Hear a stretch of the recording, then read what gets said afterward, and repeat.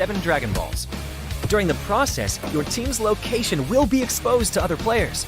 All players will be drawn into battle for the Dragon Balls. To win the game, the trial team must successfully secure the Dragon Balls, defend the altar, and then summon Shenron. Are you ready for the challenge? In this standalone mode, named Battle Royale Dragon Ball Super, players can roleplay as iconic Dragon Ball characters, use powerful, unique moves in a brand new anime-style map, and become the ultimate victor.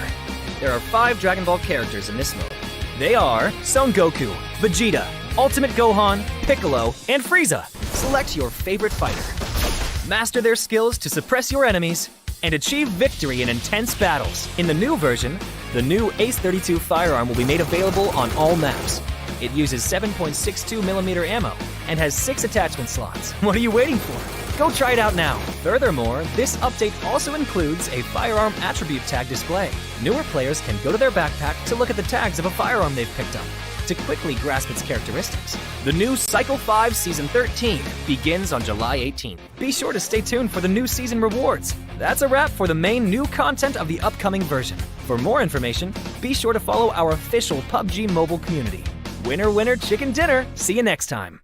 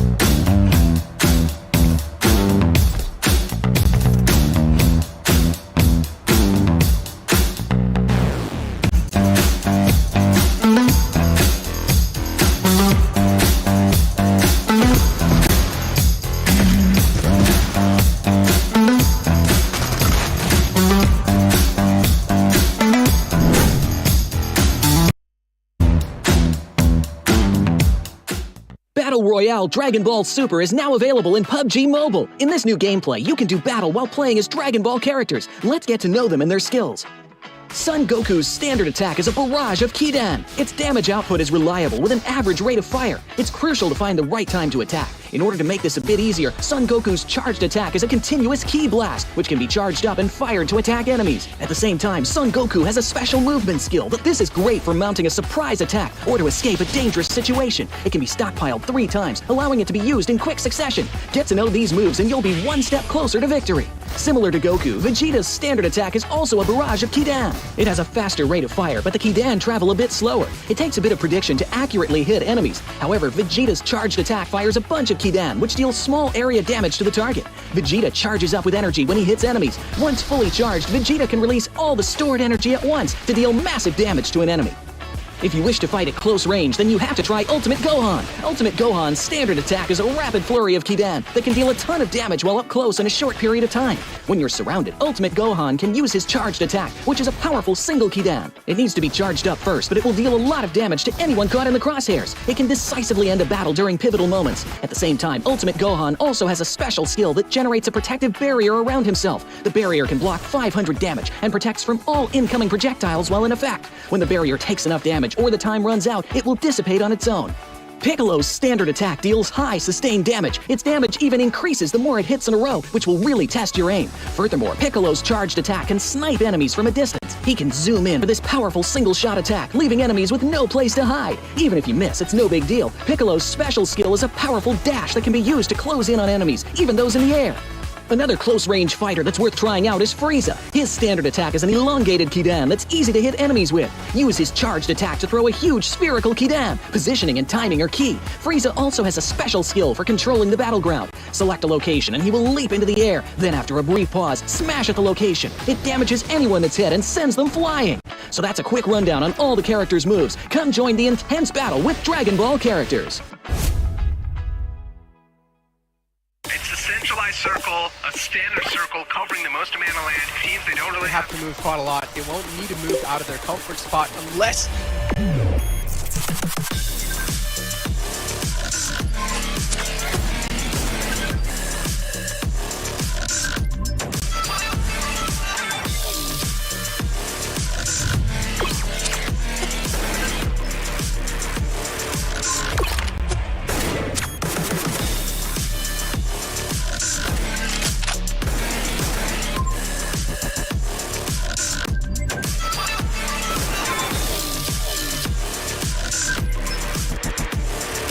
Get ready, South Asia.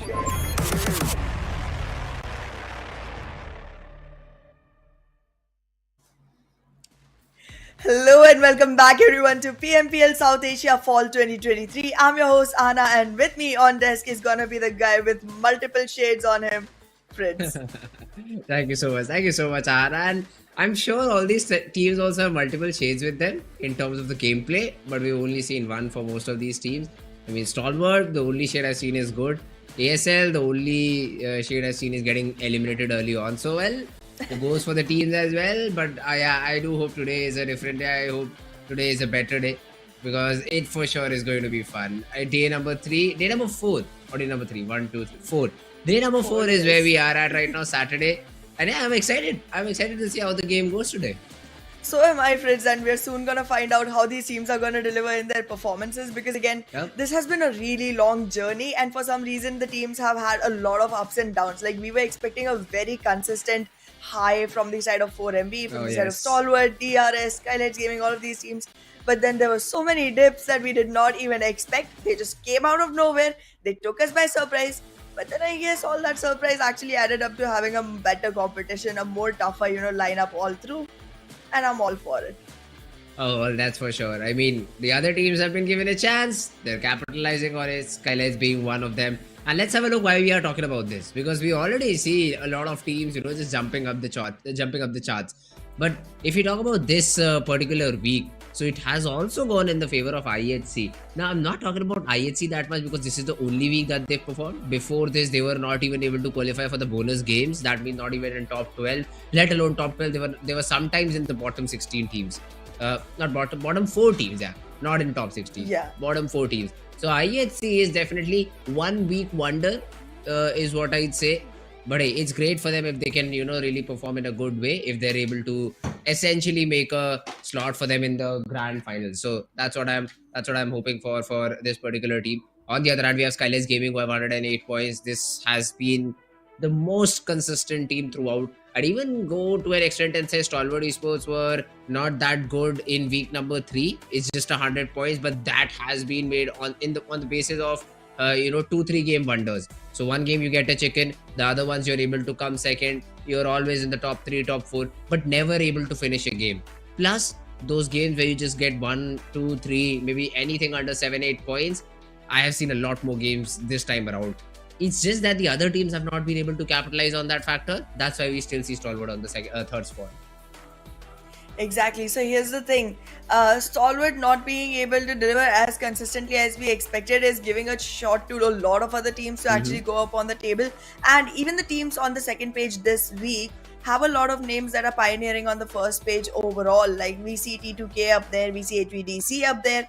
That's pretty interesting to go on with, buddy. But like, let's take a look at the league overall and actually take that thing into perspective. You see 7th position is taken by T2K, 8th by HVDC, and Seal as well as King of Spades are surviving on the first page.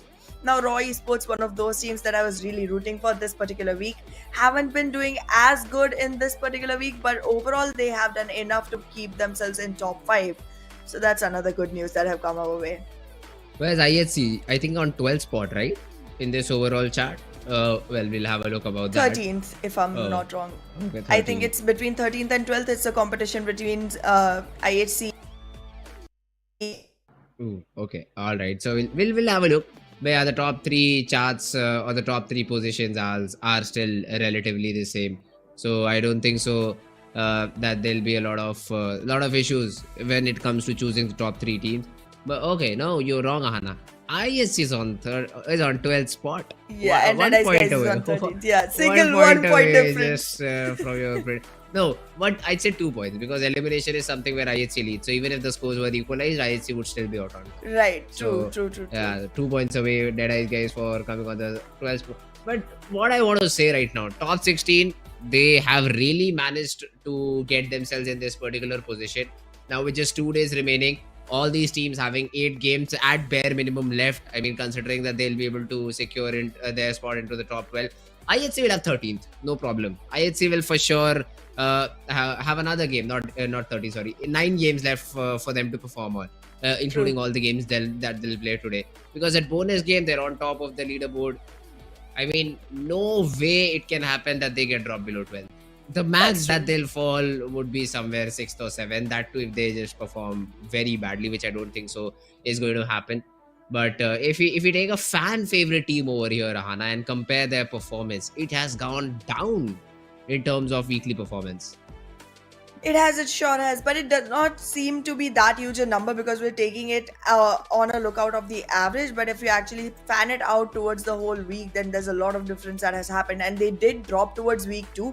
And I think they're on the same path in week 3 as well. They're further dropping down. And that's where the problem is, because IHC was definitely going to make it into top 16, but them being able to make it into top 12 should have been a harder fight. But in like half the week, they've already acquired that, and that too in an unmatchable position. Like, this has to be more of IHC's performance, but also combined by how loose the performance of all the other teams that were in their way has been, because they absolutely got to drop down to be able to give IHC that spot away that easily. But yeah, DEADEYES guys did have moments of glory here, but then that's about it. Moments does not win you tournaments, so consistency does. That is something that has been lacking at the side of Team DEADEYES guys. So they'll really need to pick up their pace. See, qualification is not going to be an issue now. You're already in top 16, so qualifying should not be that big of a problem. But how do you play in the grand finals is a completely different thing. Now, I think we'll have 5 games every day in the grand finals too, and that grand final will last for 3 days, Friday, Saturday and Sunday. You'll be playing 15 games overall, and that will decide where you stand in the PMPL SA 2023. DEADEYES guys, not the ones I'm looking forward to, because they haven't shown that sort of a performance. Exactly, because even in the grand finals, because they're not just a single day or just a single match, they are going to require consistency from any team that tries to deliver on Exactly. the platform.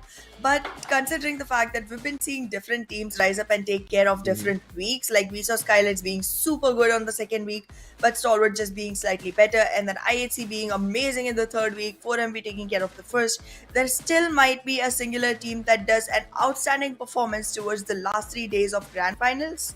But then that team could be literally anyone. Like Stalwart and 4MV were definitely expected, but IHC just came out of nowhere. Oh, that's correct. I mean, ISC definitely came out of nowhere, and another such team which I'd say hasn't played up to expectations is ASL. Look at this: Assassin 36, Sleepy 58 does a majority of the heavy lifting, but then Chari and Gangsta are also a little bit far away. Especially Gangsta, very weak performance from the guy. He's played much lesser games. That's probably the reason, because like we Oh, are Joker seeing also 32 plays, on right? Charu for 52. Yeah, he's only played 36 games with 20 eliminations. So I guess it's close enough, but it's still not the most groundbreaking performance just yet.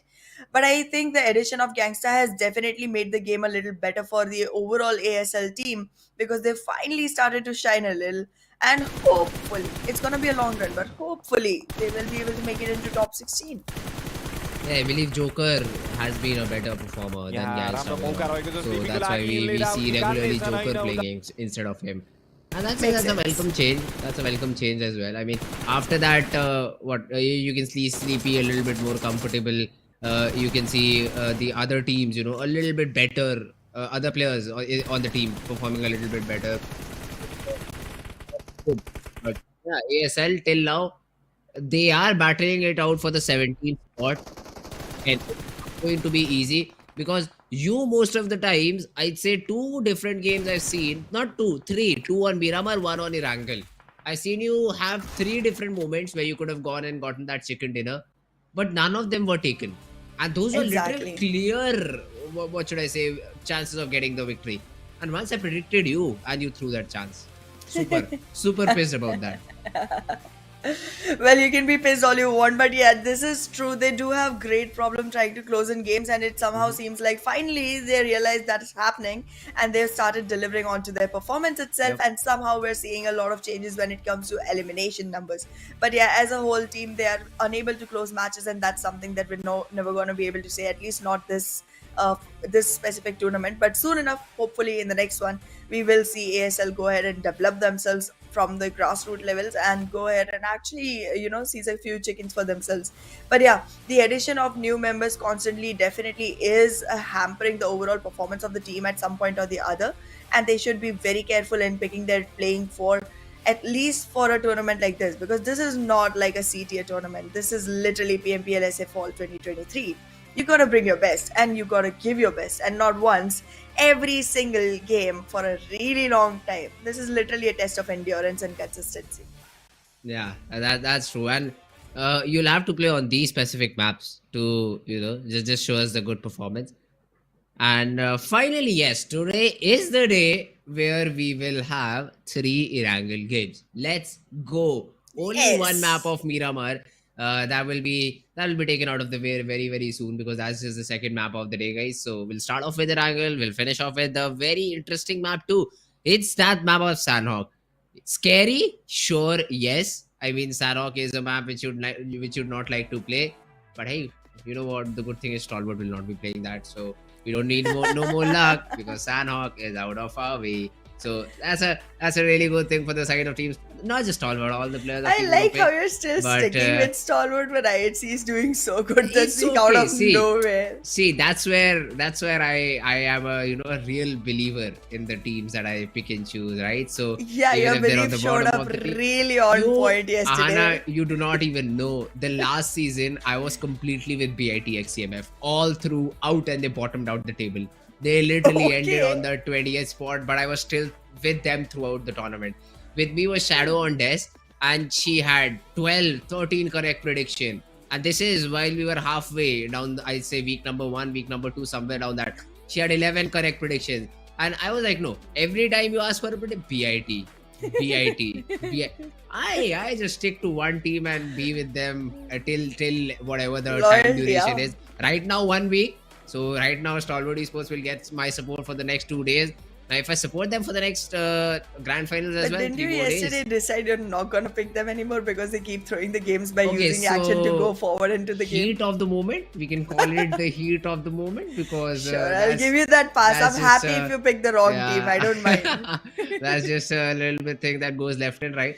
But yeah, I really want Stalwart Esports to perform today as well because again, predictions correct. See, the thing is, I cannot really count on the other teams. So that's what I think. If Stalwart have 4, this is very recently that they started, just playing a little bit solo.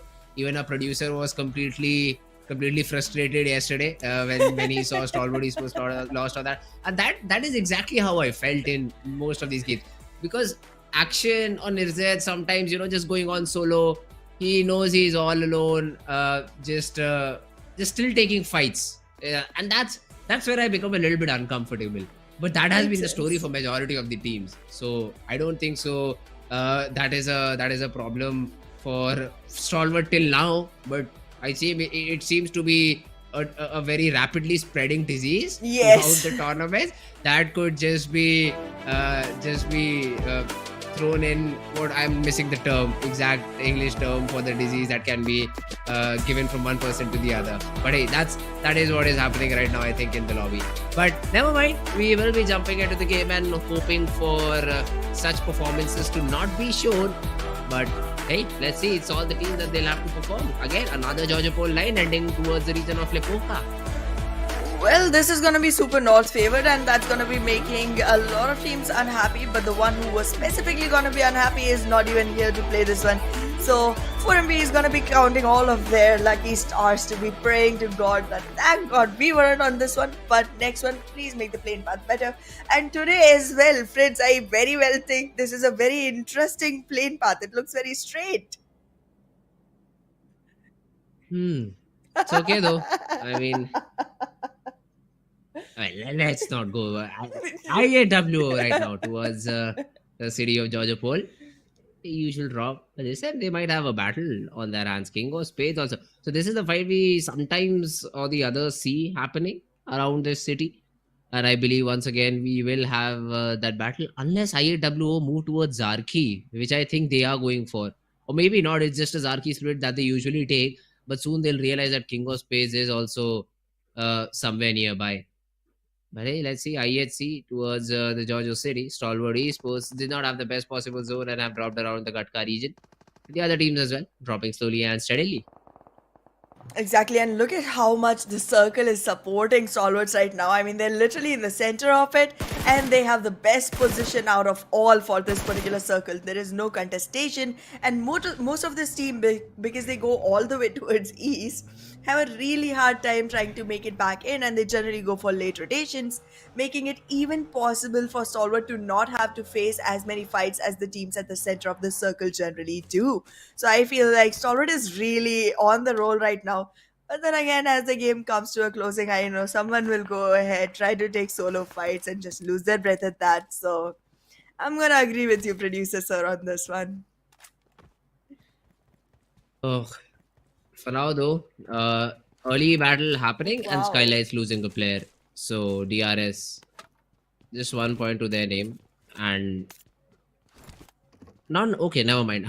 it's a good thing. Early on points. For a second I went to the late game stages, so I thought only 1 point. No. Okay, it's good for DRS. You're It's running good for ahead of DRS your own getting- time. Yeah. So usually you see DRS, you see DRS with 1, 2, 3 frags in the post circle with all 4 players survive. I am a little bit, profound. I am a little bit dumbstruck in situations like those that you can survive for so long. You could have also gotten a few kills if you really needed to, but then suddenly they get a chicken dinner and they make it all okay. So That's true. not used to DRS getting that first frag, but That's good for true. them. I mean, SKYLIGHTZ Gaming, they've lost a player early on, and for now they will not be looking that good. 3 players early on, not a good sign. Exactly. I mean, SKYLIGHTZ is again not one of the teams that tries to take early flights, and in that situation, they do find themselves in a much better situation towards the end game. But now, having lost a player that early on in the game, maybe they will decide to take fights early on so that they can finish off with more points, and that might lose them another player, and that could all be something that they are, literally falling all for. But well, we'll soon figure out. These performances in the recent weeks have been super mind-boggling, and that literally justifies every fumble that's happening from your side, Fritz. I mean, I am perfect, but you're trying to be very close to me, and that's a good effort. You're okay, okay. How many predictions, Anna? 52 games. I say what, 7 prediction? Not I'm good not at even math, talking but about predictions right now. I'm talking nah. about the fumbling. I'm talking about the straight, plain You paths said that you you're find so perfect. interesting. You said you're perfect. Perfection comes in every aspect of the game. Okay, so that you're not perfect. That's what this means. You just proved your own statement incorrect. So it's okay, Hannah. I'll teach Alrighty, you how friends. to I'll be take that. perfect. I'll take that. Yeah, I'll yeah. bow down because it takes one to know one. Because you are not perfect, you won't know that I I'm never perfect, said and I'm that's just perfect. as easy. Yeah, Yeah, that's the thing. I Because you am the aren't, you worst won't notice worst my person ever. like No my problem. genius. All right, man, all right. But yeah, the game right now is going to be a little slow pace. That's why we are just That's try to true. entertain you guys. Just bear with us. We also want all these fights to happen as quickly as possible. Weird circle, so for sure fights will happen one time or the other. Usually around the third or the fourth circle, or maybe some rotational clashes before that. Those are the only 2 points where I think the battles might happen. But yeah, for now, all these teams looting it. SKYLIGHTZ, as we saw, No Fear has Oh already been damn. dropped out. So basically, the top Yeah. fragger of the team has been taken Exactly. away. You just better survive. That's the best SKYLIGHTZ can do right now. Exactly. That's the best SKYLIGHTZ can do. And for Stalwarts, this is literally a very high position game. Because here's the thing, the fight is not just for being the best team, it's also for being the best player. The most number of eliminations also gets you $1,000 extra. And Stalwart Esports has two players up there trying to compete it off with two players of 4MV and as well as No Fear. Now that No Fear is already taken out, Stalwart can actually go ahead and try to grab some more points for themselves because again, 4MB is not even playing this one. And look at IHC. This team is not stopping this week at all. They've already started their fight against King of Spades. The first player has been knocked down. And now King of Spades must be actually looking for pieces to pick back up because IHC, while even rotating inside this clash, are able to make an impact that is good enough for them. And this knocked player is so far away from the rest of the team. Yeah, the revival was never going to happen. He just gets taken down and wow, what a surprise! It's Death Storm. For once, he dies by someone else and not his own nade. Yeah, no, even his teammates need. So I've seen a lot of King of Spades need being thrown in. So that's also good. IHC, but another good start, man. Another good start for them. Early frag. Stage number 1 has still not closed in, and they found a rotational clash which they have managed to win it out. So that's a really good thing. Plus, they have already, I think, so started off with their rotation, or is containers their final spot where they want to be. I mean, 52 games, and this is the first time we are, I think, spectating IHC in the container region.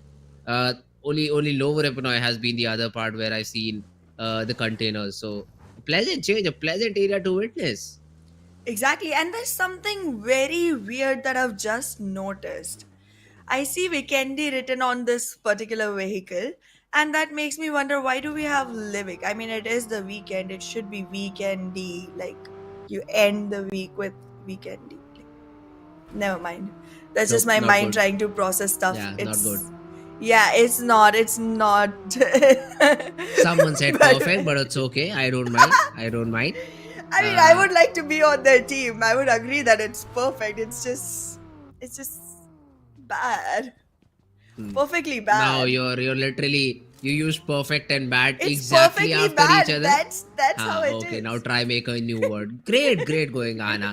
Great going, Hana. Though for Just like now, ASL, I'm on my roll. I'll soon recover. or even DRS. I mean, still outside the zone. Yeah, Perfectly in a bad situation, huh? true That's all you that. can say. Because it's a long rotation. Never mind. It's not that bad at all.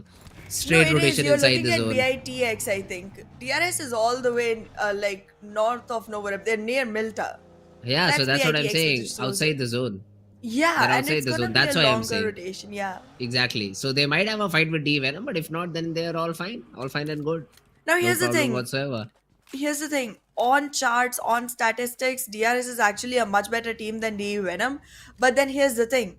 DE Venom has recently been showing up to the occasion every now and then, and even though the battle might be lost, they will actually make it possible for DRS to not win it off. They'll take at least a couple of casualties on the way. So DRS should definitely avoid this battle as far as possible, probably even opt for a later zone. But yeah, this is what's going on here? The zone has gone all the way down south and still not covered military base. King of Spades just lost a player and they've lost another one. XOXOX. He just gets run over. But the buggy will do the job, will give another frag. But look at this Faisal, he is just trying to retreat. So is Mamba. Both the players in vehicle, they're like, nah, we're out of here. We just want to play for the position points and play for the top 16. Meanwhile, JMEX have taken down one of the players of Team NBeSports. Lexi with a good knock, and now Nade's being cooked. Will the players of NB though? I don't think so, because there's the first knock. Nobody tried to get that trade, but the Vector in close range. Here's the beast of a weapon. NBeSports in return to one knock confirmed 2 frags. Wow, but that's a way to answer back. Exactly. That's way to go bonkers right onto the faces of JMEX. A team who's already struggling is now put in a position of already only running with extras. Like, it's not even a team anymore. It's half the team. I mean, this is not looking like the best performance for JMEX. And to be very honest, I can definitely give them this. They're very consistent at bad performances. That's one thing that's going their way. The only thing. And I really wouldn't consider that going their way. In the meanwhile, though, SKYLIGHTZ loses more players. Now, one of them is really low on HP and they're still struggling the blue. So that's going to be another revival that needs to happen as quickly as possible. And in the meanwhile, DRS and BITX still having a hard time trying to make it back into the circle. But the person who's not having a hard time is Scooby. That detective little doggo is trying to find out where NBeSports is, find out when exactly to attack on them, and probably might even be able to secure a few points. Seal, yeah, Scooby has an aid in his hand, but then he's all alone. So tossing it, giving away your position, probably a death sentence in my opinion. So it's better to not go in that direction. But the other players though, where are they? I mean, see, they could really provide some sort of a support to. They are arriving, I think. But that's from a different direction. That's from a different angle. Do you want to make Scooby the person who flanks, or does Scooby want to be the person who initiates the fight? Because I think yes, I see Fearless in the yeah. background, but he's not still approaching. He's still very far away. That's true. He is very far away. The rest of the team does have a lot of distance to cover before they can actually arrive to the support of Scooby. And for that, Scooby is remaining like super silent in his own position. But I feel like both things could work in their way. I would definitely choose for Seal to actually use Scooby as the distraction guy who goes ahead, throws the nade, attracts all the attention, and the rest of the team covers up the people from the back. And that's a better situation because Seal is going to lose a player in that process. It's not going to be the most advantageous situation. But considering their position overall, considering the way their game has been going all this time, it's fine. You can actually lose a player and go for 4 points instead, rather than just losing everyone and not having any points to your name at all to begin with. In the meanwhile, though, JMEX and King of Spades, both these teams get taken out of the lobby because it seems like JMEX's last player will also be confirmed by Stalwart Esports, and that is Orange 9. Done for. Both the teams at the bottom of the chart, as expected, maintain their positions. Oh, look at this though. Fizzboy has no idea. He has no idea that Scooby is in such an advanced position. Another nade being cooked, but now you know where this guy is. He just tosses another nade, wants to confirm that that's a DBS, my man. You switched to the wrong weapon. But then Monto has that opportunity to get that counter knock. Fizzboy will be confirmed at NBeSports. The snake in their side will definitely bite. And now NB have to be really careful because Seal are trying to just corner them out. Just take them entirely away from the game. Fearless will be naded out. The nade was good, but he exactly knows where Monto is. But the nade still bounces off in a different direction. There's He's still also more support arrives to the scene. arriving, but Yeah, it but the knock falls. is not there. Mondo survives with 1 HP. Now this wasn't supposed to happen. Careless's nade itself knocked down one of the players, and Seal is literally taking all of their scrambles and running away. They are literally running on extras now because this is not looking good at all. Fearless right now wants to take up this fight, still committed, Wow, and will get GG. taken out himself. It's 14th rank for them and only one single elimination. Now this could have run a little better if they had waited for the rest of the team to arrive earlier before throwing the nade. But yeah, well, as of now, there's still gonna be very less time for NBeSports to actually, pick up their pieces, and that's gonna be giving another shot to Leo. That was such a perfect nade.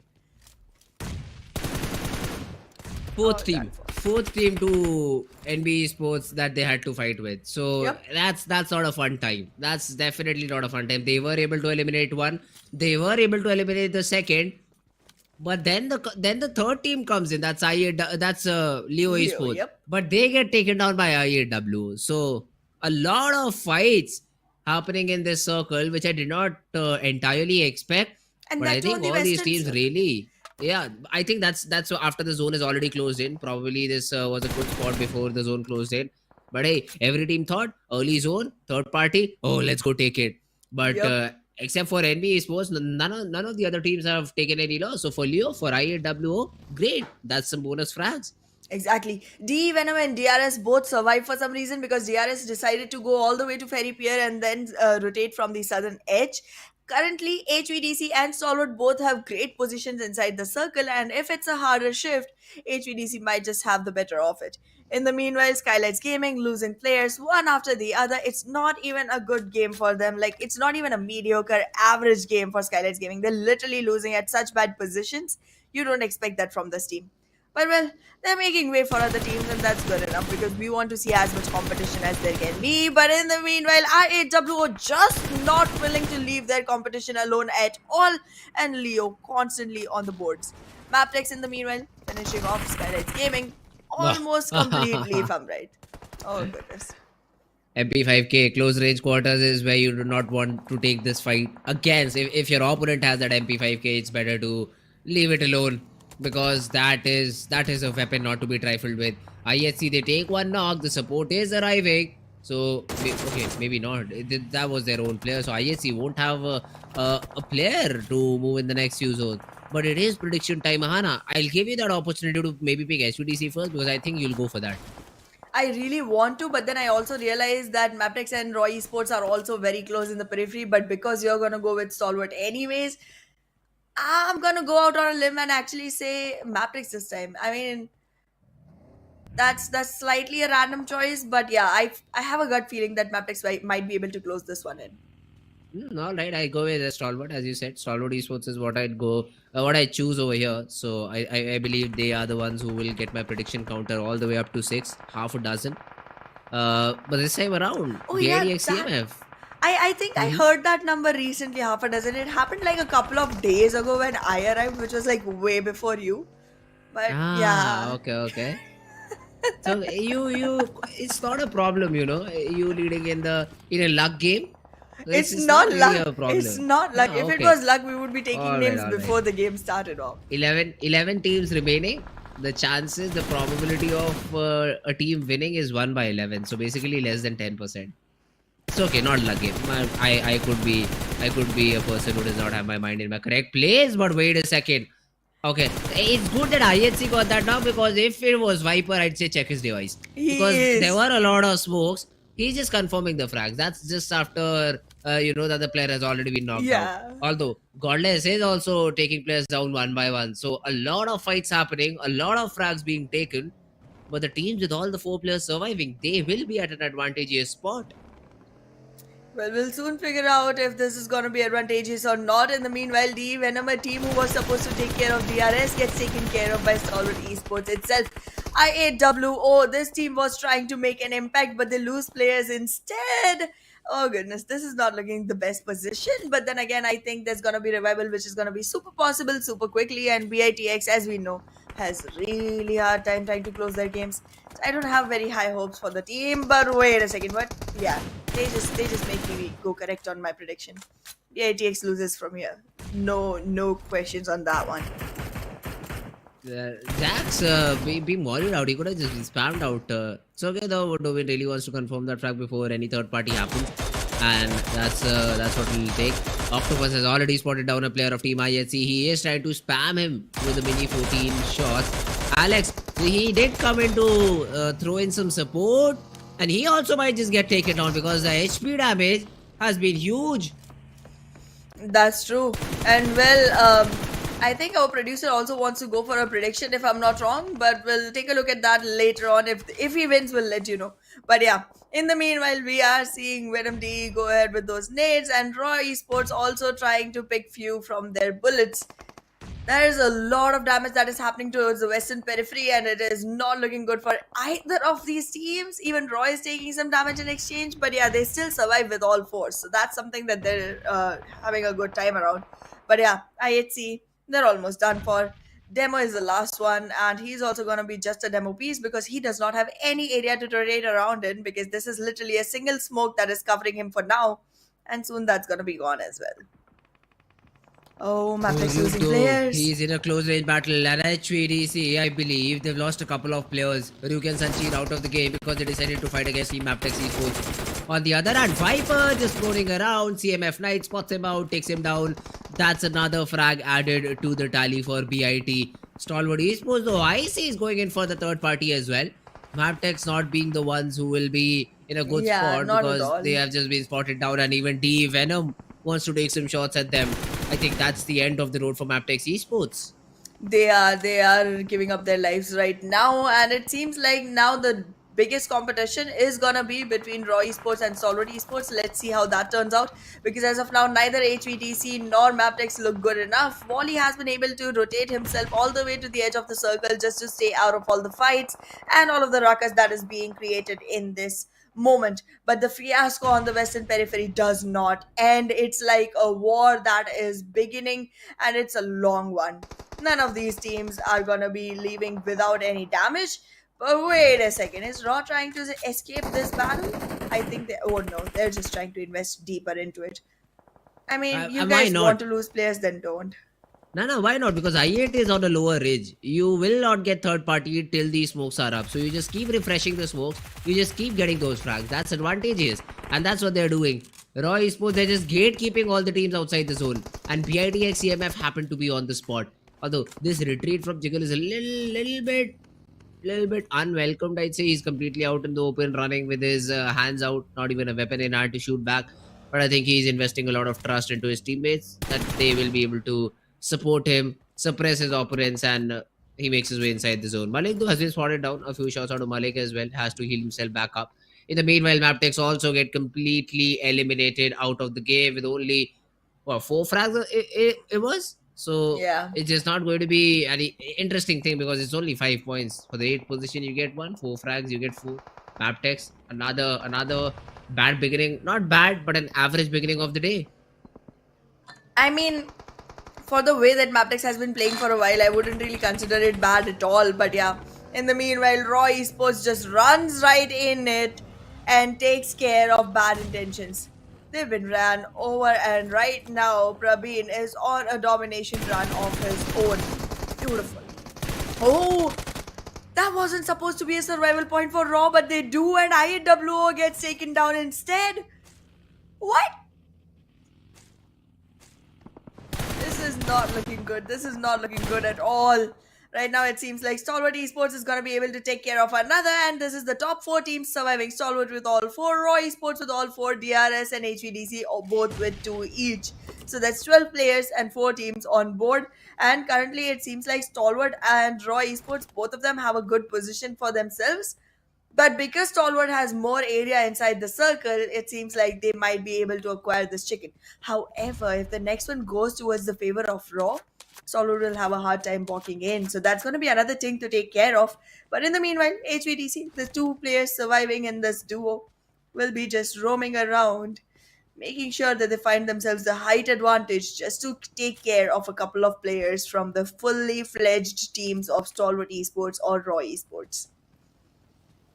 HVDC, though, look at this. Aero and Rogue, the last two remaining players, but are playing very confidently. So that's what I like. But this again, I do not like in from action because not the best possible thing to do. Aero, though, Tops is finds not. that knock, a long range knock onto Tops. I think IC should easily be able to get that revival. Yeah, yeah. So that wouldn't be a big concern. The revival will come in and Stalwart will be back with 4. And I believe the WWCD prediction will go a little bit more up. But then Roy Esports from the north side, nobody is there to challenge them either. So unless and until we see a fight happening between all these teams, a clear winner is something that we'll have to wait out for. We'll see, we'll soon see. As of now, action is gonna be in the crosshairs, but then it's of their own teammates, so it's not gonna matter much, and Aero will be taken care of with that run over. And now Stalwart looks like they only have 3 players to fight with before they invest into Roy Esports. They definitely do not want to mess with that team just yet, because that team might call the elimination of a couple of players, and that would just make you a weaker team overall. That's why you always fear the teams with full-fledged numbers, and that's why Raw wants to capitalize on that situation. They have come way deep into the circle. They already had a good enough edge. They did not have fights to participate in, but they want elimination points. It definitely seems like they want elimination points. All right, though, Oh, Rogue, perfect nade. that's a bouncer on your face. That's what that name was, a bouncer on your face. But yeah, he will be eliminated. HVDC take an exit from the game. Roy Esports, though, because of this, will be easily able to capitalize on a little bit of space that has been granted to them. Stage number 6 slowly and steadily closing in. So it's essentially a 4v2 between the players of Team Raw, DRS, and Stalwart. Yeah, so DRS, they should not win this out on the in the books, but then you never know. Yeah. Stalwart and Roy Esports, they get into a very early hefty battle. Then we might see a third party situation happening. Then maybe DRS can do something about this, because even the zone will support you a little bit. You can run up the ridge and find yourselves inside the zone, so that should not be a problem moving inside the zone. On the other hand, Roy Esports, they've completely shifted to one part of the map, one corner of the map, should I say. Even Malik is joining his teammates. They just want to show Oh, they strength found the in highest numbers, strength spot. in power. That's true, but they also reached the highest spot of the circle, to be very honest. But here's the problem. Does If not it does matter. not stay inside the circle, it's going to be another problem. They're trying to push Stalwart down so that they have the ridge advantage. But well, let's see how that turns out, because action again, solo fighting in this position. Good job, Okay, so action. the thing over here, Ahana, is the ridge that Stalwart have. Yes, it's not easy to fight, but what you can do brilliantly is toss nades. And when your opponent tosses out these nades, they will just bounce and go down. It will never That's true. inflict damage on you unless you have that perfect cook, which blast on your head. That's the only True. that's the only direction or the only way to get that frag. So it says Stalwart will definitely find that in their own advantage. Well, I hope they do, because for once I would like some competition in the prediction department. I've been ruling it for a really long time. I'm kind of exhausted carrying all the weight by myself. But well, let's see how Okay. this turns out. As of now, we are seeing the last 3 teams surviving inside the circle, and soon enough, the zone is going to be closing in again, and that's just half a minute remaining on the clock. Stalwart still waiting to find their opening. They are tossing nades constantly, but look at the smoke wall being created from the side of Raw. They are making it hard for Stalwart to predict where they are. And if this nade goes right, if action is taken down, then there won't be any revival that is possible for action, and that will give a numbers advantage to Raw Esports that they can work with. As of now, all of the Stalwart Esports team is busy taking care of DRS, and that's basically a threat eliminated for the side of Raw Esports as well, to be honest. Yeah, I mean, Raw will be the ones who will be happy about this. So Killer is still not in a good spot. Niz's raid will blast off Killer, and Rules OG is the last one standing. I don't think so. Stalwart know that exactly where Rules is. Let's not take a vehicle to run him over, because if he gets one knock, your entire game will be spoiled as you're not inside the zone, and it is DRS Oh, who have to move nice. inside the zone. Meanwhile, Killer gets completely eliminated. Rules has been tagged up a lot, and even Stalwart get that knock onto Raw. I'm not sure. Okay, there's capitalization as well. So Yep. Sky will be entirely eliminated. And this is now the best possible situation Stalwart could be in. Raw are not even inside the zone. They will have to move a little bit down the hill. And coming down the hill is never a good situation for you. But unless and until Stalwart deal with this last thread, I don't think so they will have an easy time. But yeah, Rules just falls to the zone. Now Stalwart know that all they have to focus is up front, is against the players of Team Roy Esports. Roy Esports, the only good idea here could be hide as long as possible, wait for taking a couple of frags before you commit to the fight. But that's an option which will not be permitted from the side of from the side of Stalwart's Gaming. So that's another threat that they have to deal with.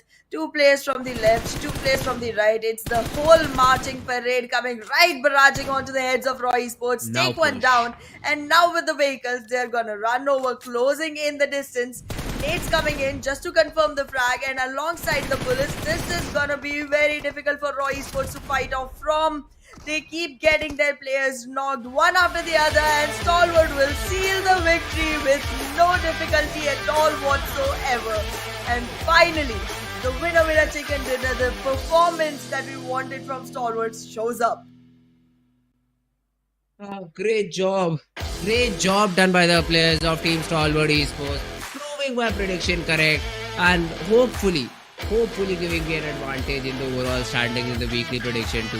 13 elimination, 23 total points. Good game by them.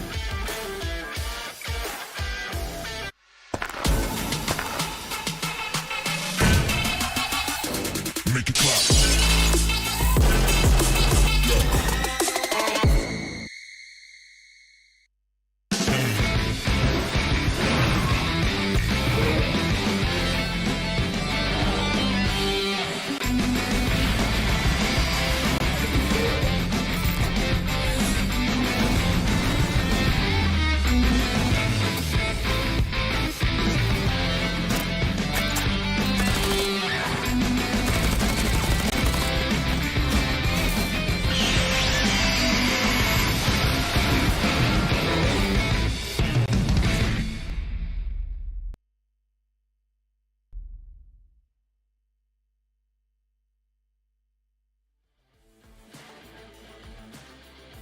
Well, welcome back, well, everyone. I was expecting a much different look on Prince's face, but I think know. the glasses were nowhere to be found.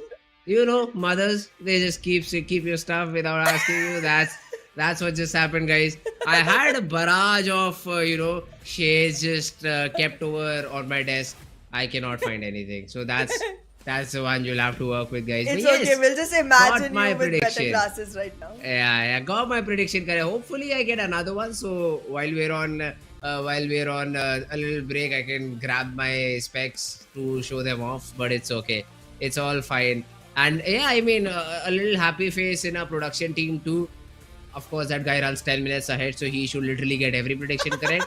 But somehow he just gets very less, even lesser than us, guys. So his counter, if it were to be displayed, would just be 2.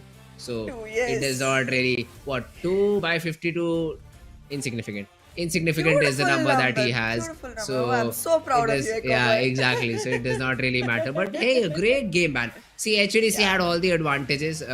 They knew how they had to completely pan out the game. They played it out perfectly. Action did not go over aggressive. He was exactly how he needed to be. They took care of DRS first. Roy Sports, as soon as Sky fell, I had a little hope for Stalwart. But then when I saw DRS being completely eliminated, I was like, yeah, oh, that's done. That's GG. That's true. Because only spoiled sport could have been those 2 players from DRS. Exactly. But yeah, Stalwart Esports not only take the game, but also the name for MVP for IC with 4 eliminations and 796 damage. Very close to being an 800. But it's fine. It's good enough. It's cool. All chill. That's all good. But if you talk about the overall Wow. players that had an impact in the game, so Stalwart, Roy Sports, Stalwart, Roy Sport. So not a lot of homogeneity this time around. It's only 2 teams that we see in this chart, but it's okay. I mean, everybody getting 4, 4, 4, 2 frags. I mean, it has been a game where like Stalwart got 13, so for sure a lot of players from Stalwart had to show up. We'll soon find out if Stalwart is going to be able to show up even further because, I mean, the number of eliminations does make me slightly disappointed. Now, don't get me wrong, 10 eliminations, great. We saw that on the top boards as well. And going forward, I think the 4th player also has a few for himself. But yeah, I expect this team to be one of those that gets like 17, 18 eliminations with the chicken just putting them way up top. So yeah, that's just me being way too high on expectations for the team. But yeah, talking about DRS Killer YT, he is gonna be able to rule the table for highest healing done. Everything else is just a stalwart team member. That's true. It's just a card which shows what players of Stalwart Esports played the game, except for two. I mean, they definitely had impact of their own. But yeah, second team to be having good number of points is going to be Raw Esports, 15 points for them. DRS have 10. Vion Illuminate 7. And any other team, it's okayish game. 6-5 points is something good for the teams who are in top 3, I'd say. So where you were thinking like, yeah, this game is going to end for us in maybe 2-3 points, getting 6-7 points in that situation is good. For the other teams, though, should be better. It should be a little bit better, especially for the likes of HVDC, who literally had the center of the zone for the most part. But as soon as they had to move away, they were not able to get proper eliminations and got eliminated. Exactly. Mabetex was able to seal 2 players of HVDC early on in the game. Like the moment HVDC started getting fights, they lost a couple of players and then they just could not recover at all whatsoever. Venom D still gets 5 of their own, but yeah, we are seeing slightly lower performance from the side of IHC today. But then again, they have found themselves in such a concrete position, they're not going to be bothered by that, at least not for the weekly standings. But yeah, in overall, I definitely hope them to try and make their position more and more concrete. But soon enough, we're going to be entering into the map of Miramar, and that's going to be another battle that's going to be very fun to watch, because the way this Irangle has gone, I want this Miramar to just be so filled with drop clashes. That's true. Miramar is going to be a fun map to play on. So yep. I'm really hoping we see good performance, because this is the only map. This is the only time we will see this map being played. So for sure, Land of DMRs and Snipers, I'm really grateful that the players have already started using those DMRs. So I am seeing some mini 14 action around the map. So yeah, it's I mean, overall, 98 that wins your heart every time, isn't it? But see, beggars cannot be choosers, is what I've learned. So right now I'm just begging for people to use either snipers or DMRs. And if they use DMRs, I am all up for it, man. I just want these weapons to be a little bit used. See, winning your heart, the different games win your heart, the different rifles win your heart, but we'll have to work with what we have, right? So that's why I say DMRs being used. I'm super happy about that. The only time I see Kar 98 is out of desperation, because you literally do not find any other weapon down on the ground. People are even preferring shotguns over bolt action snipers. Yes. So cannot complain. Plus the reload time or the kachuk time in the Kar 98 is a little bit too much for the players to be comfortable using it. Winchester, on the other hand, could be a better weapon, but then Winchester will take 3 shots on body if you have any sort of armor, which the number of shots will keep on increasing as the armor level goes up. Winchester not a viable weapon. K9 will still 2-shot you, but then on the range that weapon has to be used, delivering 2 shots is not possible 90% of the time. So you have to really focus on that headshot, and that too also does not get you a knock if there's a level 3 helmet. A lot of reasons because of which we do not see. Please, HIGHVOLTAGE, can we buff these weapons a little bit? Maybe in terms of damage, maybe in terms of the range that they can see, maybe in terms of that kachak timing. I don't even know what to call it. It's not the reload time. I think that's the bolt action time. Yeah, whatever you do. Can we just decrease it so that the players can instantly fire 2 shots and get the knock? I don't know. Maybe not. But for now, that is where our bolt action rifles sit at. Absolutely, and bolt action rifles are definitely for that reason being used very little. But whenever they do, I mean, Fritz is literally so happy to see that happen. He has his complete game going on, and suddenly he'll see that happen, and suddenly you can hear it in his voice that he's just so happy. And I might even go ahead to say, if he sees that happen, he might probably even pick that team as a winner, because he's like, I'm gonna predict this team no matter if they win or not. Nah. It never has been chosen out of concern. So if you choose it out of concern, then yes, maybe. But if you're choosing it out of necessity because you do not have any other weapon getting a knock, Because see, I see teams who have car 98s in the final zone. The second weapon they have is a UMP with 40 ammo left. Yes. So of course you will have to pick up that K9. You have no other choice. So that's why that weapon has been used in the previous few games. But yeah, the only thing we can do is hope right now. This map of Miramar has already started, guys, and let's jump right into action. Let's first see if our players are ready or not, and then hop into the game of Miramar. Exactly. This time 4MB is also gonna be playing the map, so we'll soon figure out if this team is gonna be able to bring another chicken to their names, because they do have one from yesterday. And this is about time that they start showing up to the occasion, because they're still struggling to find their grounding on this week as well. Just like the last one. Not very unusual, but yes, if you compare it to the first week, definitely unusual. But yeah. Oh my god, King of Spades are definitely gonna be happy. Look at them, early drop. That's true. Their usual drop is in the game, so they will for sure be really happy. Now the other teams, though, not sure about them, because we see a lot of teams dropping into Valdemar. Chuma Serra is not going to be that easily droppable. Although we know it's 4MV, so of course it does not matter to them. They will still easily drop in that particular location. But the other cities, like even Los Leones, is approachable. Puerto Perico, you can even drop there. So yeah, most of the drops are achievable because of this sort of a plain path. That's true, and Seal is gonna be happy with Puerto Perico and Impala being so close in reach. Mabetex did not try to go for Campo Militar this time, so that's something new, and I'm all for it. I would definitely want to see how this turns out for Mabetex.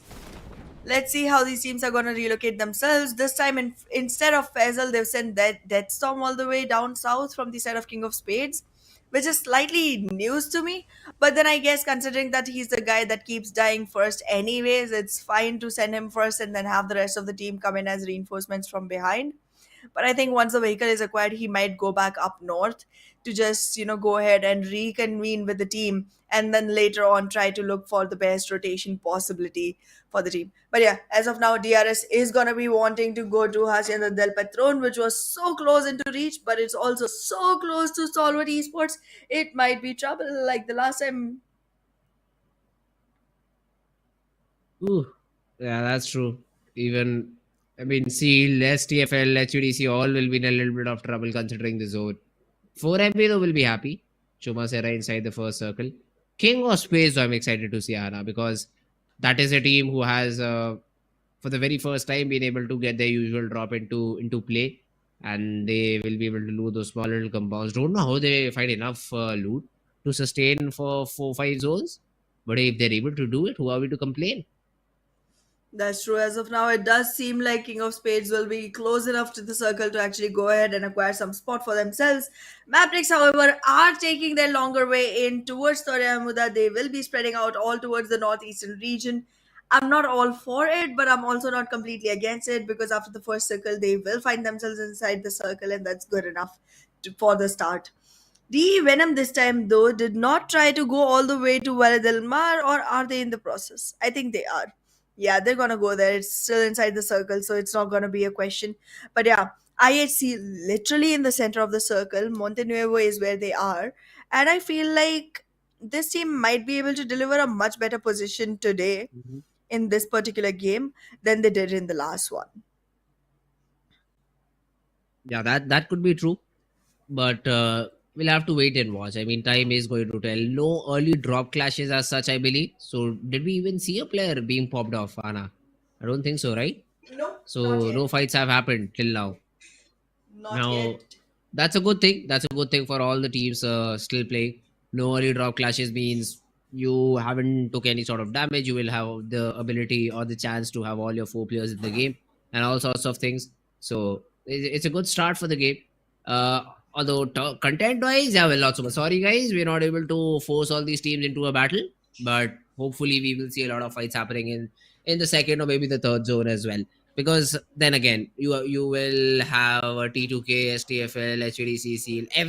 Every of these teams will have to rotate inside the zone from the eastern side of the map. So once you decide to do so, that's when you'll have those rotational clashes. That's when you'll have a lot of teams fighting it out, and I hope that we see a lot of action as we did in the map of Erangel. I'm all for it. I'm all for it. Sign me up. Where's the paper? I'm put my signature on it. But well, as of now, it definitely looks like the drop clashes are something the teams are avoiding. I would definitely want to see it happen as quickly as possible. But as of now, the things are looking much better than ever before because most of the teams have found their spot inside. But the ones that have not, out of them, four are gonna be struggling so bad. It's gonna be fun to watch.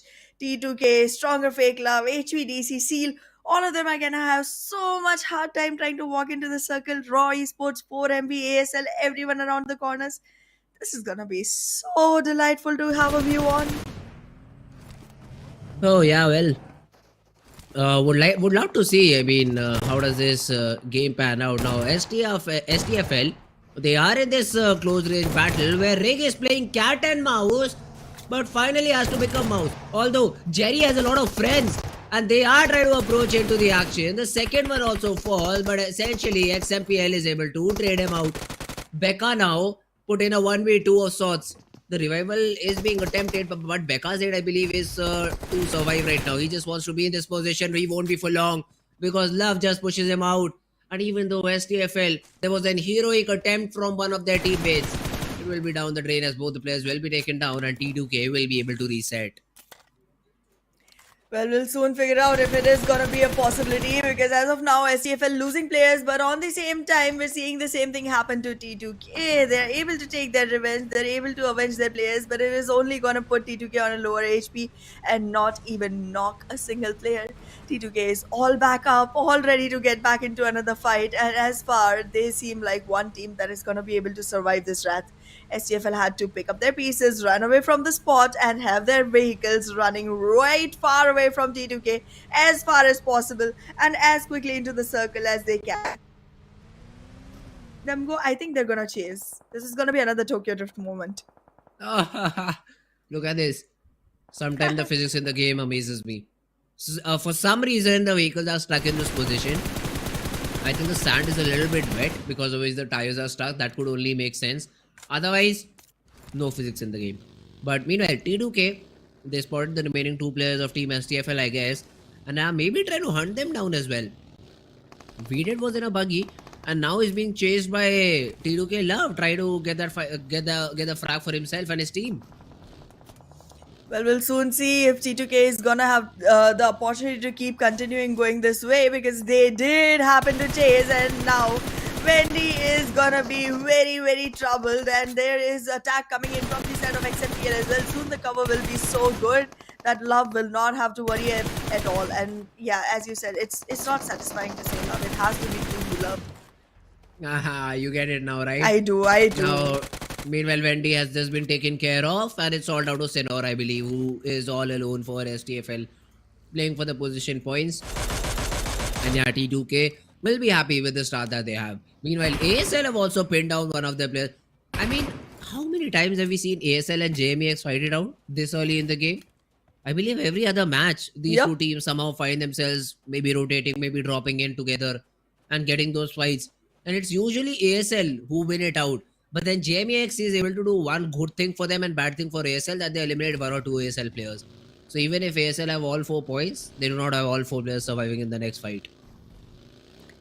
Well, that's true, and that has got to fix itself as quickly as possible because ASL, if they lose players, they're going to have much lesser grounding into the game. But JMEX does not seem like as big of a threat for ASL anymore because ASL has been delivering much better performance in this recent week.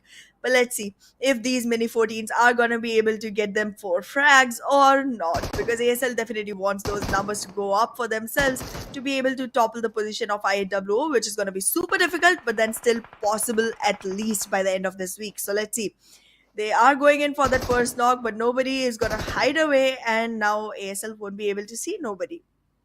Wow, that, yeah.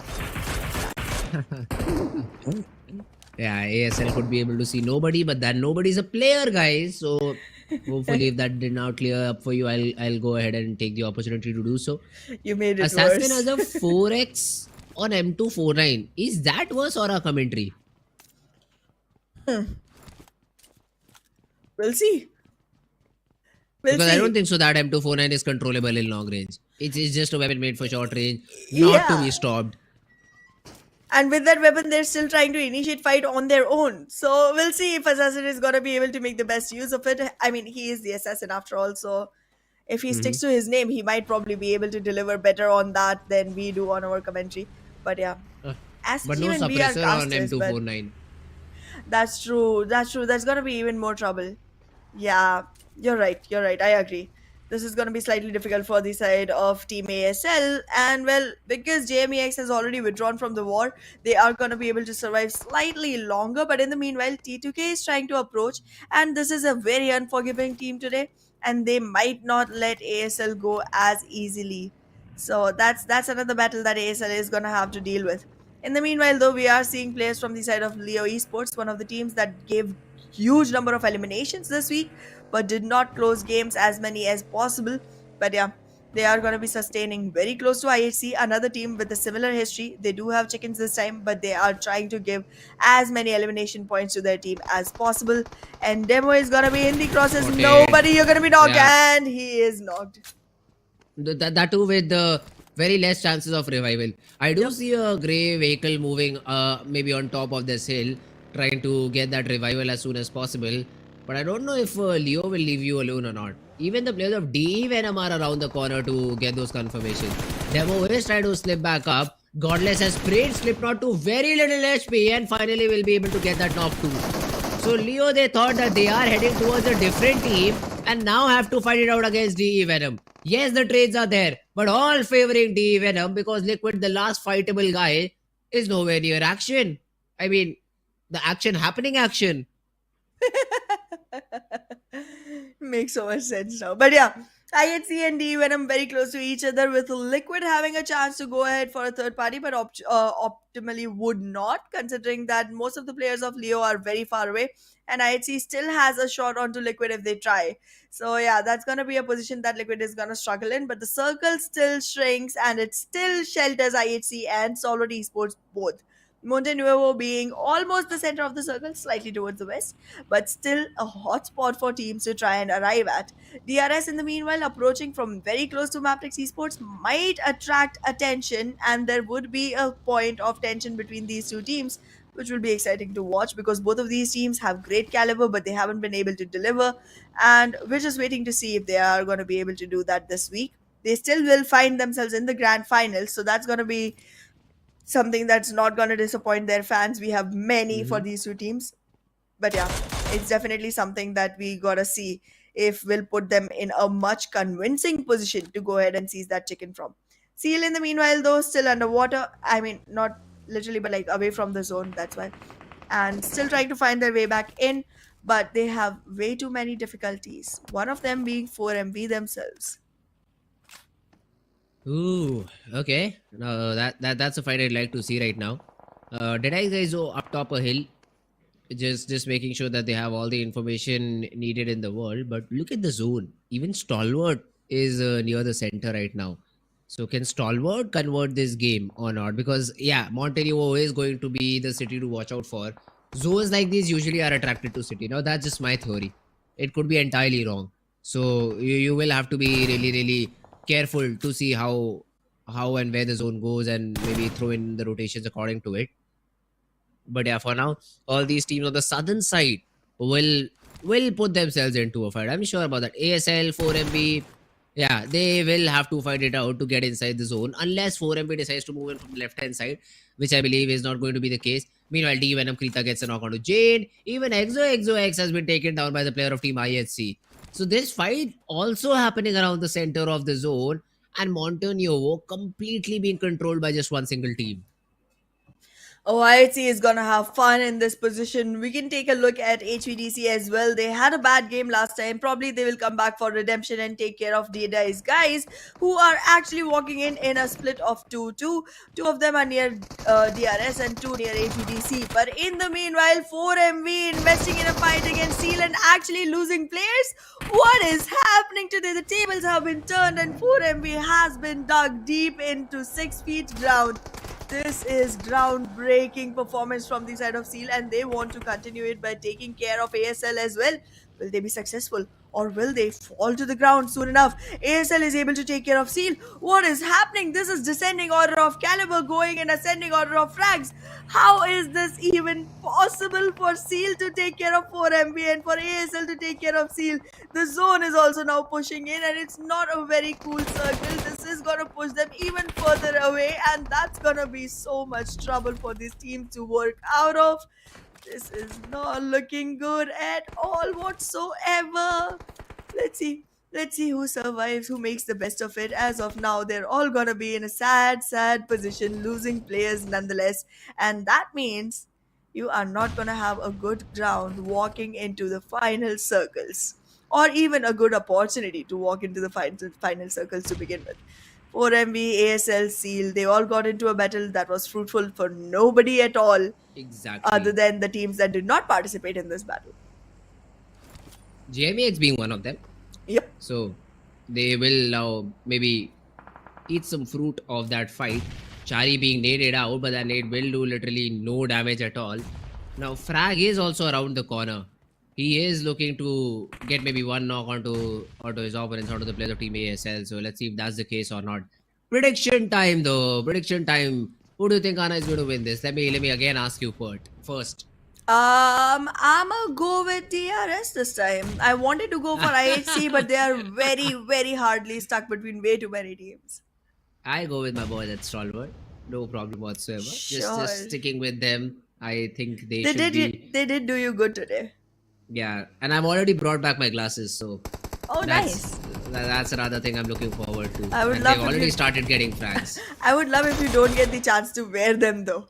Shut After up. the struggle of actually bringing them back. Let's take a look at what happens further into the game because Seal gets taken out and now ASL already took a bite that is way bigger than they can chew. Already suffering the damage of the cause, and now JMEX will be able to make the best of the situation, find the right room and escape as quickly as possible, leaving Stalwart just aiming into thin air. Meanwhile, ASL just lost Joker. IHC, Alex still going on, man. IHC is not stopping today. Neither are the players of I'd say Team 4MV. Even they're just down to 1. It's dog, but yeah, they finally will be ended out because Krita spots the player down prone again. Easy shots for him, and 4MV with only 2 points on the 14th spot will be taken out of the game.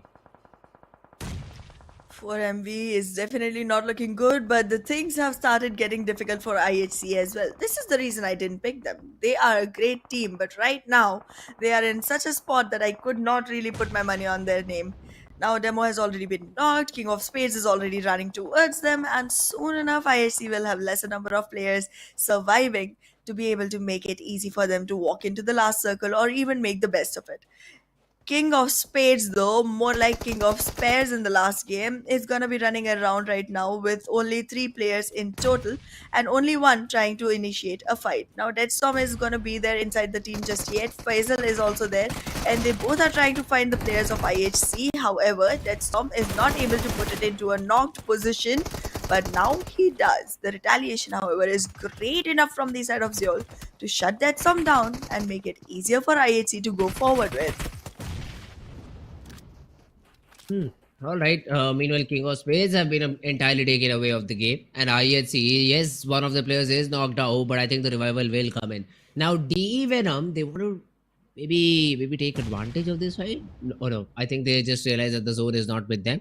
They have to focus on the zone first and then move inside, and that's I think what they're eyeing for. Meanwhile, one by one, the players of Team JMEX have already started falling down in that fight against Team Stalwart Esports. Of course, the gun battle is something where Stalwart excel a lot. Unlike the players of Team JMEX, Orange spotted down, another knock happening, but this time around by a player of Team DE Venom. DE Venom is biting like the snakes, the slithering team that has lost one player but has 4 to their name.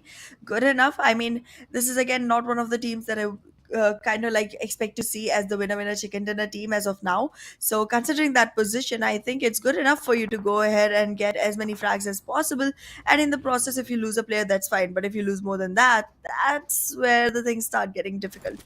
As of now, it seems like Demo is soon going to be popping his head back up, and that's going to give another opportunity. Oh my god, Rambo has his eye so correctly set onto Demo. Demo is gonna find it really hard. The nade comes in, the knock happens, and now if anyone tries to go ahead and go for that survival, another nade will pop in right on time. Goodness gracious, Rambo, you brilliant, brilliant player. Rambo, he is still tossing a few utility out. The molly, will it connect? I don't think so. It just went a little bit short. Liquid, on the other hand, has been able to take down one of the D Venom players. And Riley also falls to IHC's aid. So for a second, we thought D Venom will be in control of situation. Liquid from Leo comes in from behind. A player in front of them of Team IHC will take the knock player out. And suddenly, DE Venom left with just one. I know it rhymes, but it does not seem pleasant for the players of Team DE Venom now. IHC, of course they're happy. 8 frags already on the board, all 4 players surviving and looking for more. Because this is a game which I think will be very beneficial for the players of Team IHC. IHC definitely had a great game to their hands. 8 frags to the name, no place down. I mean, I thought this is going to be a very hard battle for this team, considering they were stuck up in a position with so many teams around them, so many fights to take, but they still turned out to be better than every single one that was trying to take that opportunity away. But well, Mabetex right now trying to approach IHC in the meanwhile, and also just for the viewers to know the pick that our prediction went for. We'll see if they are able to seize this off, because T2K Love is already in a very unsuspicious position, is able to throw a nade, and that attracts players enough for Stalwart Esports to go ahead and capitalize knocks on. This is looking good, but now IHC is on the verge of finally losing players as we expected, and one after the other, they keep getting taken down. As of now, I'm still gonna hope for DRS to be able to win this game, because my prediction, I'm pretty stuck up onto it. But well, your Stalwart Esports, they look like they're gonna have a player less to walk in with. I don't mind. A player less to walk with should really not be a concern for Stalwart Esports when it comes to the gun power. So I don't think so there'll be a lot of trouble for them. Yeah, this zone looks like a little bit difficult to be honest to deal with, because you don't have much idea. Plus you've lost your top fragger in this game. That is in this game he was a top fragger. T2K Love is also still surviving, so he will also play the spoils mode. Meanwhile, DRS is engaging into that fight with the players of Team Mabetex. That's a good fight because again, a long range battle. Desert very away from the player from his own teammates, so this will be a frag confirm for DRS. Exactly, DRS will be able to make the best out of a fight which was not even going to be retaliated on, and that's the best situation that you can find in a battle royale. Right now, Stalwart Esports players are being spotted, and Tops will not even get the revival happening, because Sanchir is going to be keeping on watching that angle constantly alongside Rogue, and now Stalwart Esports is literally stuck into this position with nowhere to go, nowhere at all whatsoever. HVDC still holding on to that one single compound that you can find inside the circle. They have a couple of players in there, one on the outskirts, and that one player on the outskirts is gonna be facing it off against DEADEYES guys who are running in a wide split of 1-8. Let's see how that turns out. As of now, it seems like HVDC wants to pick as many fights as possible, trying to make the best of the position that they have, and from this compound, looking down at every single team that comes in the vision. Alright. Let's see though. DRS is still throwing in some shots. Meanwhile, a knock on to Stalwart player as well. Stalwart were trying to take that fight against the players of Team Raw Esports. They've got one knock on to Praveen, but I believe that frag might just get stolen out by the players of Team HVDC. You know, this is the advantage of having a compound in the final few zone. You can always take some shots. You can always be in a good spot overall. Praveen is yet not revived, and I believe Raw Esports, they want to take their own little time before the revival happens. Mabetex Leo though is cooking a nade. Is it towards the players of Team Raw?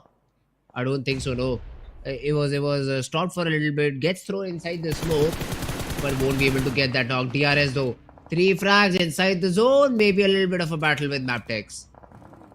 Now this battle could be decisive for both of these teams. My pick and the producers. Let's see who wins out here. In the meanwhile though, DEADEYES guys is gonna take care of Raw, who was gonna be my second pick, but then they get taken down, and I'm like happy I didn't choose that. Now Jiro is knocked inside the singular shack, and I don't think there's gonna be any revival that's possible in this spot. So DRS will be going ahead and making sure that they get Jiro completely taken off, and they are successful in that. Now Mabetex is running on lower numbers, so I guess DRS was the safest and best choice to go on with. They have the northern edge, nobody to worry about from the northern side. They have literally a complete clear zone behind them, and all they have to take care of is in front of them. And one of them is gonna be Leo from Mabetex Esports. Let's see how far Leo goes, because it seems like it's not gonna be very far. And it's definitely not going to be that far, but then we'll have to see how does Leo perform. DRS though, right now, they are in a supreme spot, so your prediction seems to be a good one. Molly is being tossed out by Leo. I don't think so he has any information before tossing those things out, because neither of them connect. But now damage being dealt onto Leo. He is able to get that counter knock onto Raw, but that third party nade from Killer will make sure that Leo has been eliminated. And with that, even Mabetex fight the dust. A few free frags for Killer over here to take, because all these players have been knocked away by the players of Stalwart Esports. And one by one, they all fall. Praveen will also be spotted down, will also be taken down. DRS, not only do they have frags, they have all their 4 players surviving in this stage number 7 zone, and they are still looking for more. They sure are. They sure are. And considering the current 5 teams that survive, they are looking like the ones with the best numbers on board, because the last 5th team literally has one single player surviving, and that's not gonna be good enough. As of now, Precious Sir is gonna be shot upon. DEADEYES guys losing the last player from their team.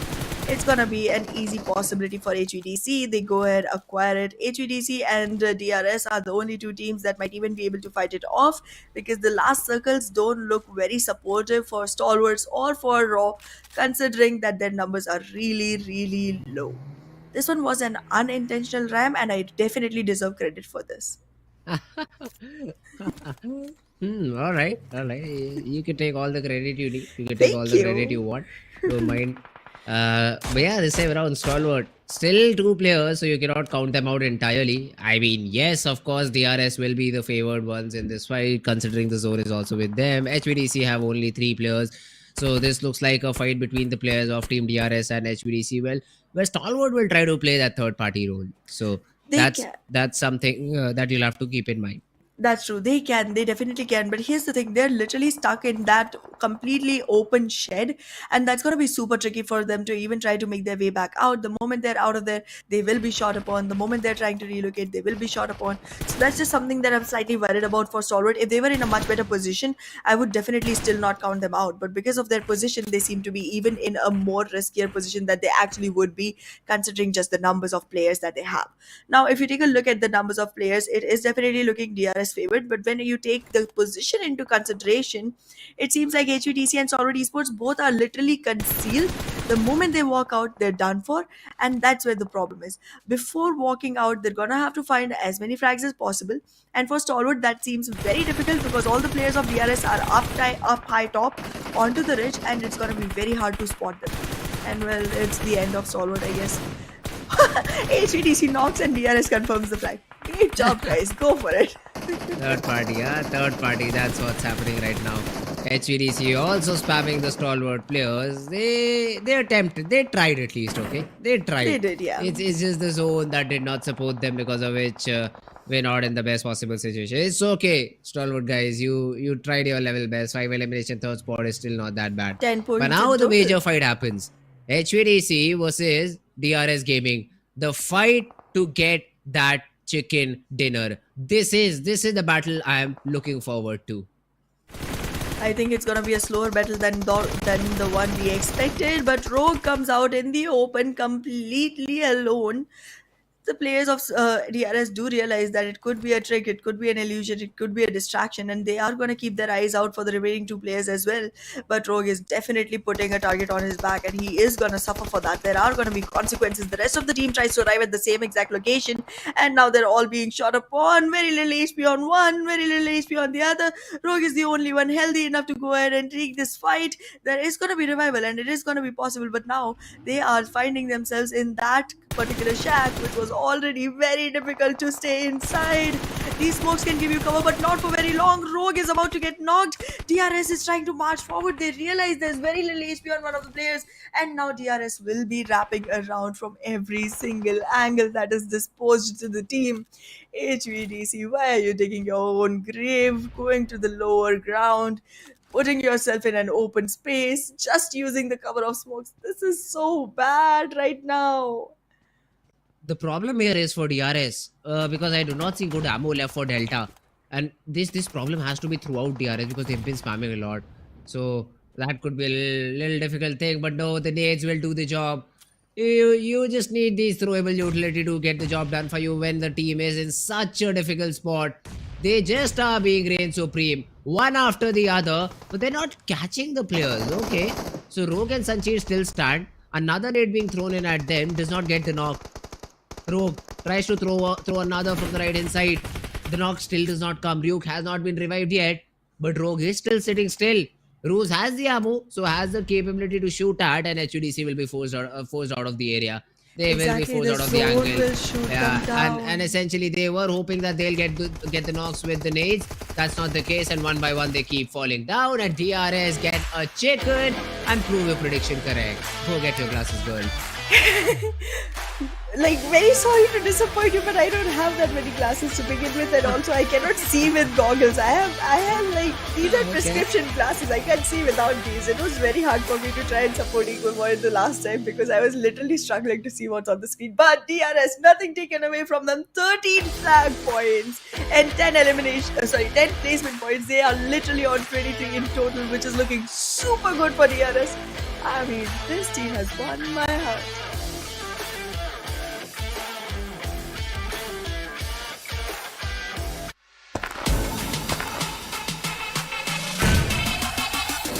Make it clap.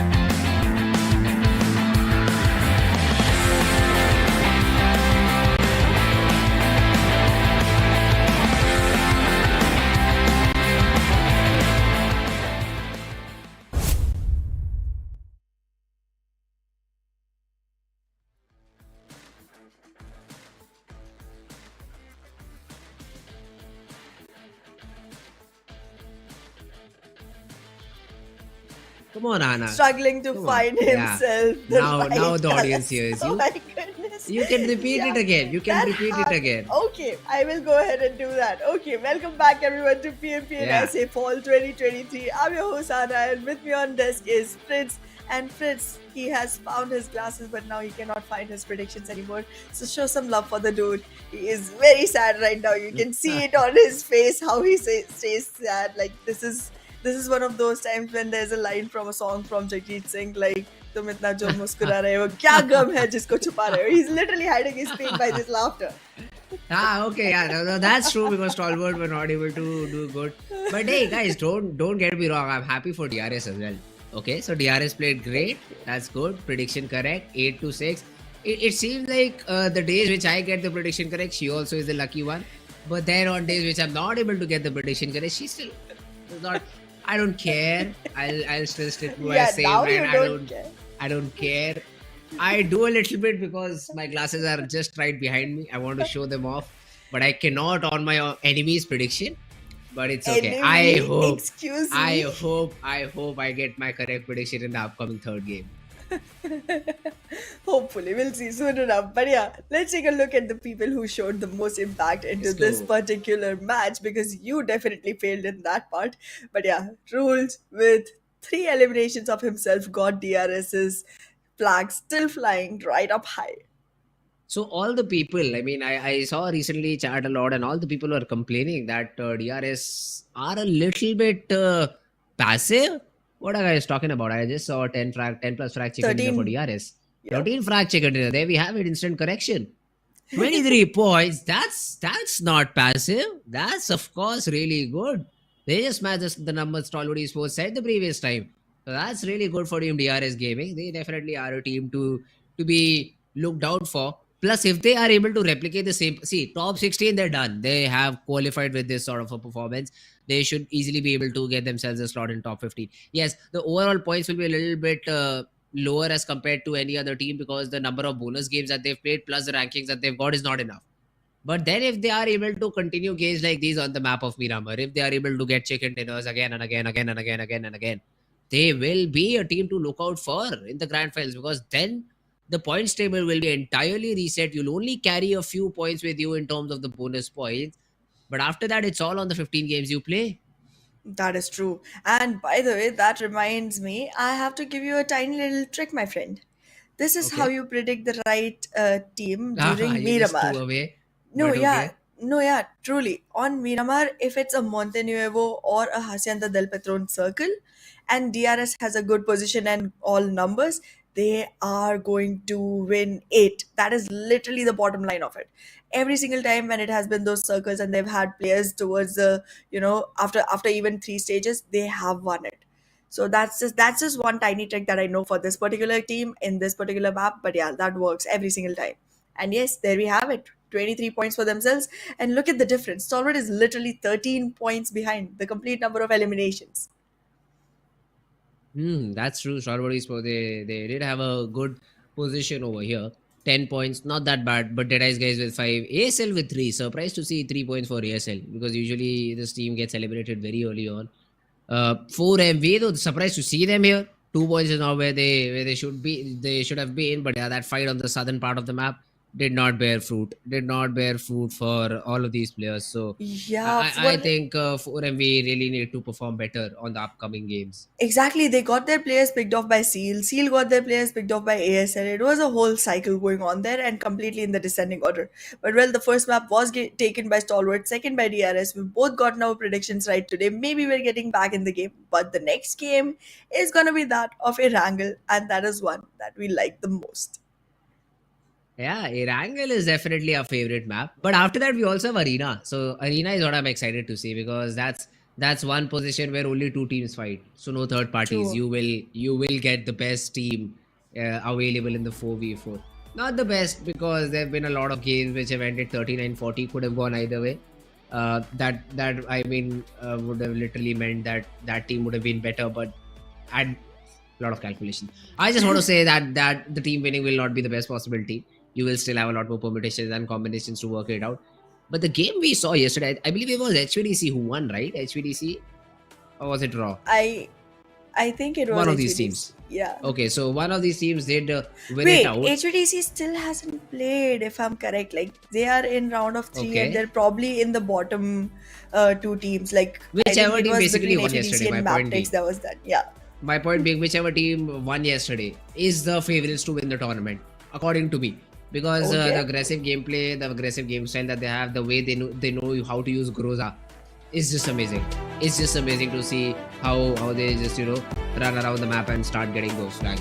But hey, here we go with the second map of Erangel, third map overall, and let's see the plane path. Let's have a look at where this line is going from. I don't see Zargi on the right. It's a little bit of a central plane path, I believe. I think it's Sides going are all the way completely from equal. north towards southeast. I think that's how it's going. Center from north to shooting range. southeast. Yes, I am right. Central plane path also Yeah, does the correct. exact same thing. Yeah. Never mind, Hana. You always just want to prove me wrong, huh? I It's am more exactly the same detailed. thing. I'm more detailed. Nobody cares. But yeah, ending around nowhere Epnoi. So this is going to be a plane path good for both Stalwart and 4MB. Well, we'll definitely see both of them trying to go ahead and acquire the spots that they really, really want. As of now, Stalwart hasn't taken that drop. We'll soon find out if it's gonna be Gatka or if it's gonna be no rep. As of now, we are not seeing IHC in this particular game. So the team that was trying to claw back in onto the overall leaderboard, who have already secured a great position in the weekly leaderboard, are going to be missing from the game. But yeah, I do also see Mabetex Esports being missing from here. That was another team that I was having a lot of hopes from. But DRS is there, Stalwart is there, SKYLIGHTZ is there, 4MB is there. Four great teams are already inside the game, and they're going to be able to find themselves the right spots to be at. And if you take a look, then it's definitely going to be Stalwart and 4MB towards the southern island. We can already spot DRS trying to go towards Milta. And if you take a look at the players of SKYLIGHTZ Gaming, they are going to sustain on Yasna Apoliana as usual. And there probably might be a drop clash with stronger FAKELOVE. Probably. Not very sure, but might be. All right, all right. Well, it'll be definitely fun to watch how the game progresses because look at the play zone. It's all the way up north as you said, and now the teams will have to focus on the rotations a little bit. That's true. Two, And we've seen four, T2K yeah, yeah. win twice in this circle. Have they? Yes, twice. The same circle. T2K has won it. But then it generally has to be a circle that keeps shifting north slowly and steadily. So let's see if the second circle is going to be falling off on the same prediction line, because then it might be a game that T2K might be able to capture for themselves. It happens once in a blue moon, but it happens. Okay, okay. Well, I'm interested to see the game pan out. IAW for sure is going to be one of the teams who is present around the city of Georgiapol, and I think IHC is not playing this game because of Yep. which we see Seal taking their place. Again, adaptive drops is something this entire community of PMPL SA 2023 is very aware about.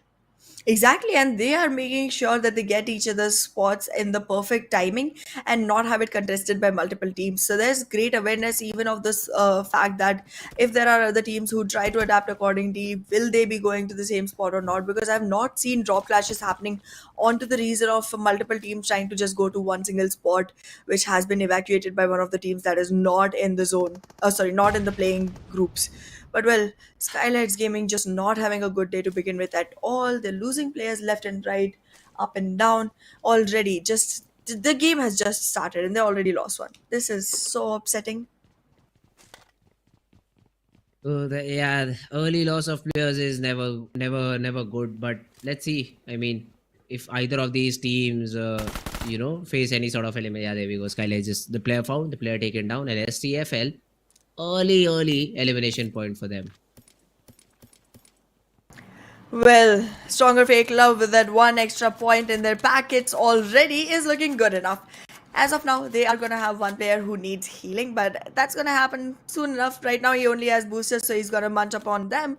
But soon enough, there will be healing aids available for the player to go forward with. This is tricky, but he's doing it. Let's hope he doesn't fall to death, and he doesn't. Good enough. Fine, Becca. Cool. Creative. Yes, STFL. STFL is one of the teams which I think is in a spot where they know how to take 4v4 fights, but essentially lose players during battles. Because I still remember this team started to grow in week number 2, right? They were able to End get of good number week of one. points. Even in early week 2, I think in day 1, day 2, they were showing good performance. But after that, they've been absent. I mean, I've not seen good games happening from Team STFL at all. What could have been the Exactly. problem for them? I'm not very sure, but they definitely have been taken down from their 16th position. They were hardly surviving to be able to make it into grand finals, and they lost the spot. Who did they lose it to? They lost it to IHC, and then IHC kept mounting on forward and forward.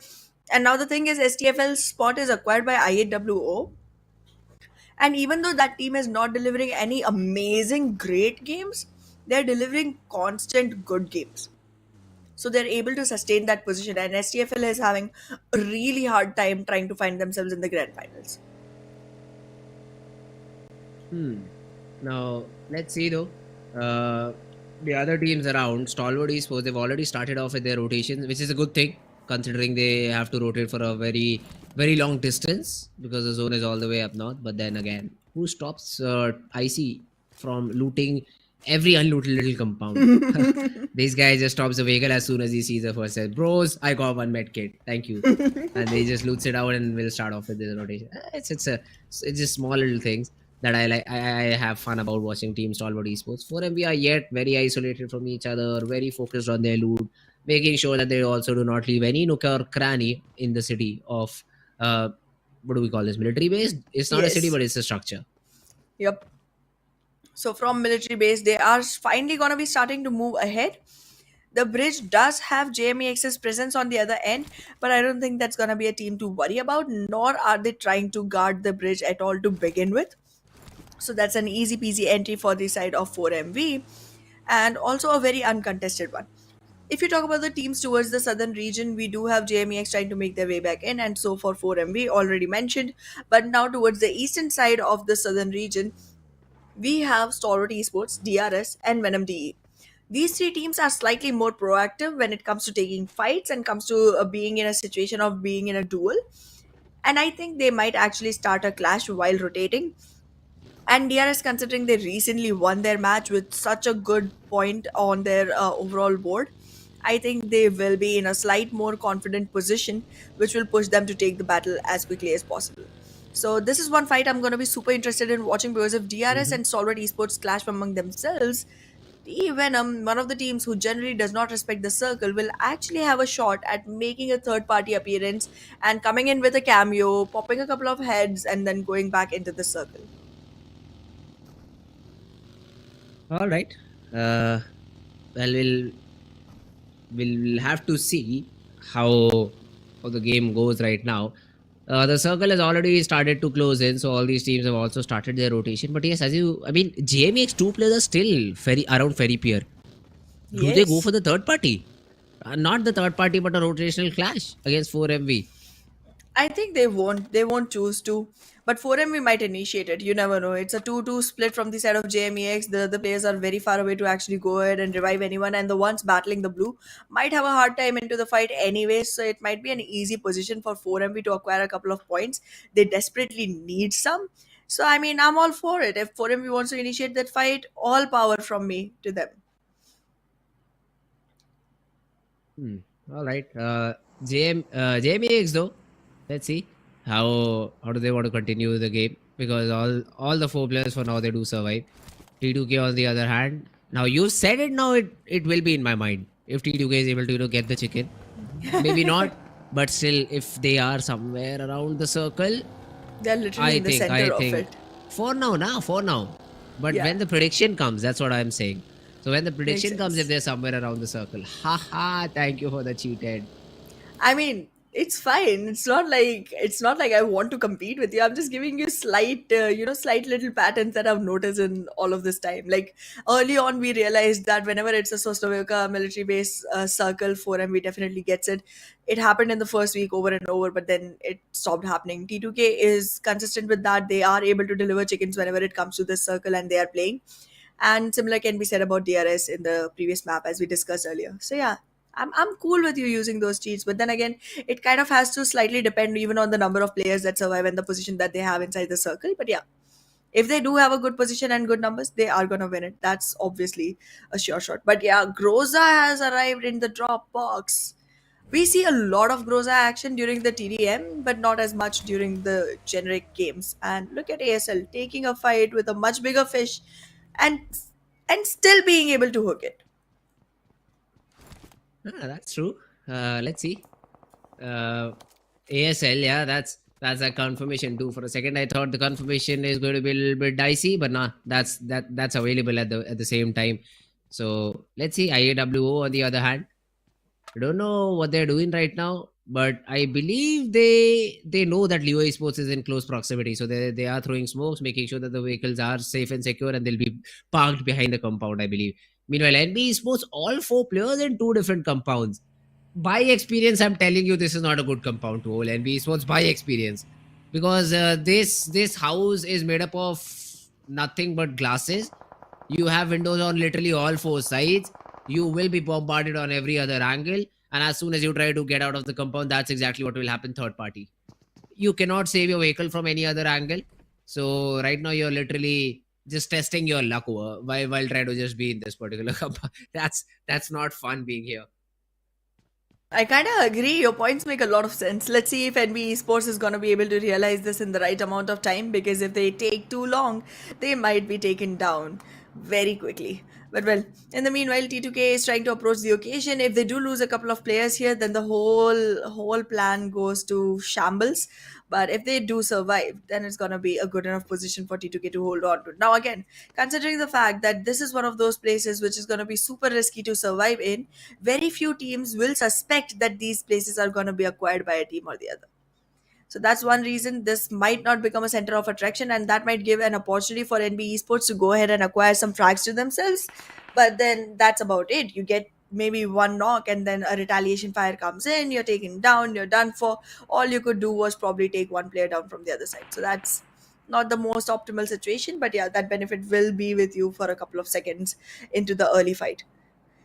T2K, though, I think Turulav is going to be doing the work of scoping out the region as much as possible. And here's the problem. From here, even if NB Esports get a knock onto any of the T2K players, because it's a hilly region, they are going to be able to fall back and revive and get back into the fight. So it's not looking very risky. But Stalwart Esports, I see. Buddy, you are playing with fire, but it's fine because you're ice yourself. It's going to balance things out. Oh, okay. Now, Sekujin, look at this. He has also knowledge about the players of team DEADEYES, guys, and Slayers are tapped upon. Shots being thrown in, so you're just making your presence felt. Now, let's see. I mean, for now, every team is trying to, settle inside the zone, find a good spot. But that's a fight I'd love to see for MV Stalwart. And it's a close range battle because there's an AK knock. Doc And will it's also a be able to confirmation. confirm that frag. So, yes, 4MV, early lead for them. They sure are in an early lead. They have all their 4 players alive, and they also have the right kind of weaponry to go ahead into this fight with. In the meanwhile, though, BITX fighting it off with IAW. Oh, look at Woofus. He's just trying to surmount with his shotgun. He gets a knock. He will be able to find the confirmation as well. And the rest of Oh, the he gets team is another. getting taken down by the Venom as well. Stalwart, however, retaliated in the right time. 1v3. They're able to get a knock onto 4MP. But this 1v3 by BITX, this was so unexpected. Even another team tried to come in the way, but he was able to deal it all off. Wow. What a great job by 90. He got that first knock with a shotgun, and literally 10 meters away, the buggy guy deleted. He could not even get out of the vehicle. He just got deleted a shotgun with a shotgun in his face. What a clutch from 90, man. BIDX CMF. Lucky to have him. I mean, yes, he won't be able to get any of the revivals, but at least we'll make sure that even if it comes to elimination, his team has at least 3 points in the bag. That's true. That is good enough for the start as of now. But yeah, 90 is gonna have a very hard time trying to walk out of here because IAW already was invested in a battle against them. Woofus was the one to confirm the first frag, but then the presence of the Venom scattered the whole team, and that made BITX find themselves a couple of frags and also find themselves a way out. Now IAW might want to chase this player and confirm that last elimination point as well, and hopefully they will find him and get into another battle. However, it's gonna be a scary one because he's just done a 1v3 recently and he has had enough time to reset. Mr. Boro now being pushed on by the circle, but it's an early circle, it's not gonna give as much damage, so they're gonna be fine. But 4MB, the moment they're back in the circle, they're looking for players. Mr. Boro has been taken down and 4MB is out for blood. Oh, Doc. Now let's see, SKYLIGHTZ could be the next one. No, Although clear is they not have spotted. just stopped their vehicles in very difficult spot. Because I see both the players being pinched upon, but they just deal with all these players. And 4MV will get more points on the board. DRS on the other hand has shot down a player of Team STFL, and Refast will not be a part of the game any further. They are looking to take down some players of the remaining players of Team 4MV, I should say. But not getting a clear Wow. angle. Doc also is buggy being tapped out, but all of these players will just rotate away from here. But here we go, Ahana. According to you, T2K is going to be a little favored, but then again, I'll just give you the first chance to maybe pick T2K and I'll go with some other team. Actually, T2K does look like they're in a great position to be able to close this off, and I do want to go with them. But this time, I am gonna put my faith into DEADEYES, guys. I'll give you another option to actually come back into the fight and Okay. get your numbers up. Nah, but then I'll not go with them. Nah, that's the thing about me. Okay, if you're not gonna you go with can- T2K, then I'm going with T2K. I'ma switch No it problem. No problem. You switch it up to T2K. Let's go. Echo Boy, change. Yeah, there we have it. This time I'll go with DRS. Let's up. go. Okay. I believe DRS. I believe in DRS supremacy. Alright. Second time. Come on, DRS guys. Yeah, there we have it. Another knock coming on to Baron. And I think 4MA, the way that they've lost players, for them to continue in the game is definitely going to be a hard thing to do. That is true. T2K as well. One of their players is way too stuffed into this position. Jane right now has way too many players going right in front of him, but the rest of the team is literally in position to be able to take care of this. So this 3-1 split, even though it looks very, very risky, is working fine for T2K so far. And now Jane is also going to find himself a vehicle to run away with.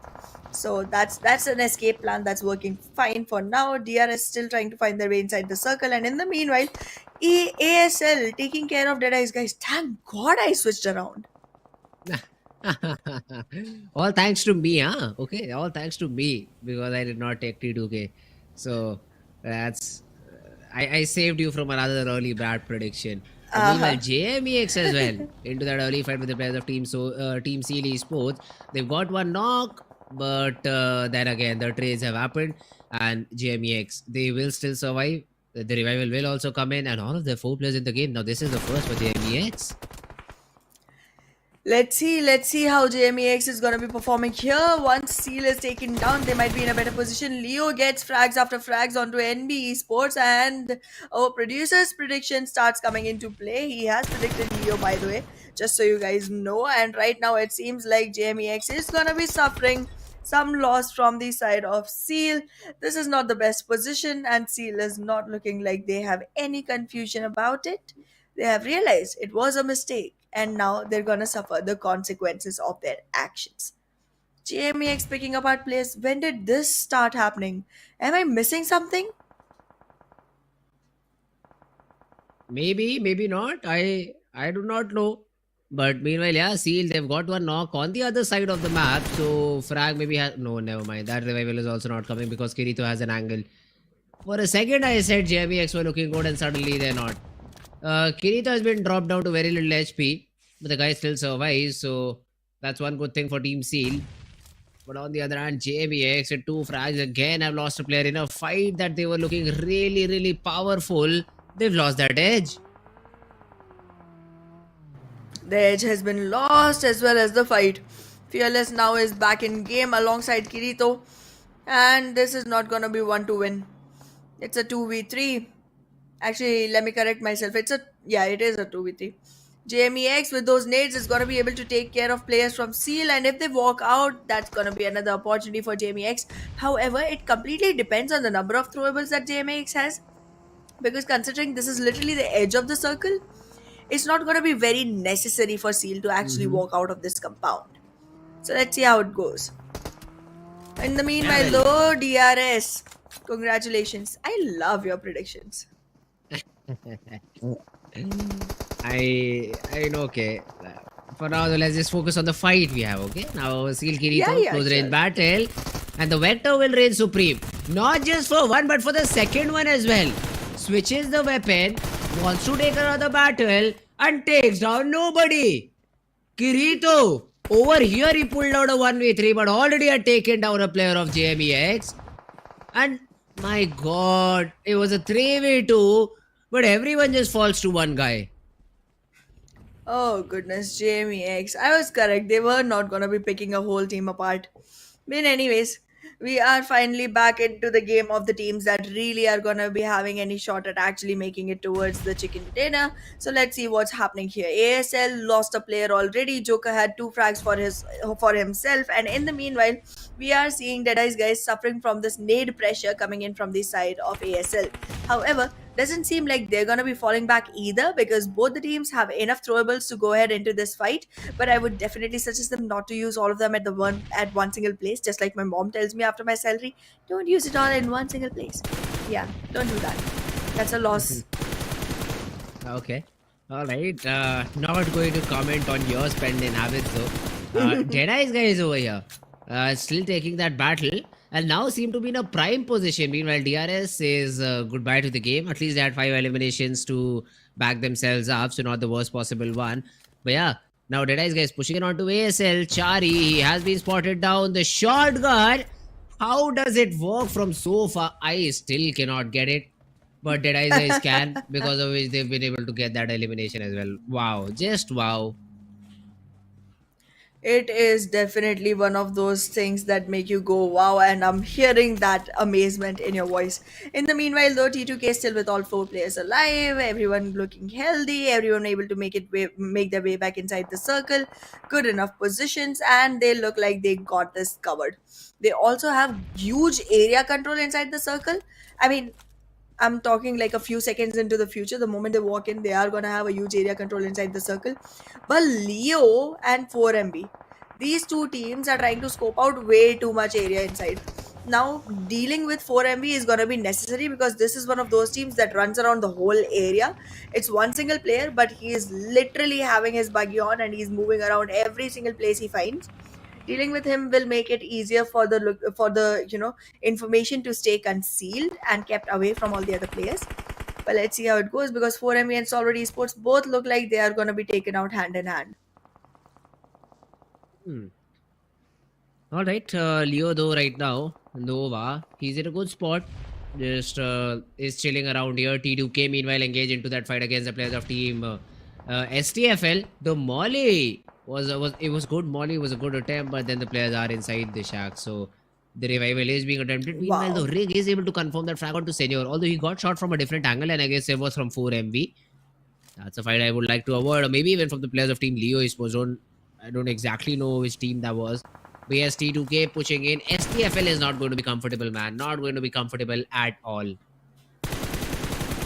Let's see, Deadeye's guy is also getting shot upon. T2K is not trying to conceal their position at all. They're just barraging into any fight that they can find on their hands. And right now, Stronger FAKELOVE are going to be the prey that they prey upon. Alrighty. Shooting nades standing right in front of the face and then being knocked by your own teammate? Congratulations, T2K. A game you could have won, you do this to yourself. But it's still Nah, just but a knock. yeah, The revival exactly. can happen. Never mind. But trust me, this was so disappointing. So disappointing. Yeah, XMPL can still get the revival because Love was able to nade one of the players of Team Deadeye's guys, so they will fear to peek that angle for a little while. Meanwhile, Rick can, of course, just push in, get that revival onto XMPL, get him back up. But then the problems start happening for the other players as well. Meanwhile, T2K Love just steals out a frag from the last remaining player of 4MV. He was the one who gets that knock, but the kill gets confirmed by the T2K guy. So T2K also making sure that they have good number of frag points to supplement the position points that they will get after a top 5 finish if they're able to get it. Smokes being deployed by Yatauta have a lot of control, man. Leo literally have a lot of control. The only That is problem true. right now will be Seal Kirito, and as soon as he gets taken down, I guess they just could march towards that chicken dinner. I agree. They sure could. But here's a problem with Leo. One thing that I've seen, they can be good in fights. They can be good in holding the position for a really long time. But when it comes to closing the game, I've hardly seen this team being able to make the right moves. So that's where I'm slightly worried. Like they have had a great position inside the circle for a really long time. But that makes me worry. However, the numbers advantage right now is definitely going to be putting them in a much better situation overall. But I still feel like I'm going to, keep my bets onto T2K rather than on Leo. Maybe once even on Deadeye's guys, Mhm. but Leo definitely scares me when it comes to actually grabbing the chicken. They could have great number of points in total, but the chickens are something that they literally repel chickens like they're vegetarian. Okay, all right. Well, we'll have to see how the game goes on, because still, look at this Leo. All the four players are in a good spot. Stalwart and 4MV still surprise me a little bit, because both these players are still surviving. Solo remaining players, of course, but they've been able to get themselves in top 5. That's a good game for either of them, considering they did not have a good start. Shifu sir, he is also very, very far away. Needs to get inside the zone. The only Deadeye guy who is not inside the zone. So I believe okay, never mind. It was a Slayer who just now used the vehicle to get in. But on the other hand, T2K slowly and steadily also marching their way inside the zone. Leo comes in from the other direction, but now Leo also have to take care about Doc, because he is also around the sidelines of Team Leo. All right, scouting is going on from the side of T2K. The smokes will come in right on time just to protect the players. Now the position has been revealed by Rig. I think he has been able to find out a player from the side of Deadeye's guys, and that should be good enough for the players to actually find out where exactly the teams are located and have a complete idea of which team is getting taken down at what point of time, and that should make things slightly easier. But Leo still trying to initiate a fight against T2K. Of all the teams alive, why T2K? Keep them for end, no, so that even they can have a balanced fight. You can drop a player in the process. Oh, let's see. The IC got spotted down and he gets taken down by Slayer. So Stalwart eliminated on the 5th spot with just 1 elimination point. But now Deadeye's guys, they have a fight on their hands. Turu Love, slowly and steadily sneaking his way onto the players of Deadeye's guys. Leo, I think they should have now spotted down Doc, right? How is Doc still surviving? The buggy is literally near him. The buggy goes away from him. But Doc does not shoot. He's like, bro, I'll just survive. Get me to top 2 and then I'll shoot. My gun does not function before I get into top 2. That's what Doc is doing. And look at the zone. It again forms on him. He is just a bush right now. He is just an earthworm on this map of Erangel, but it seems to be working.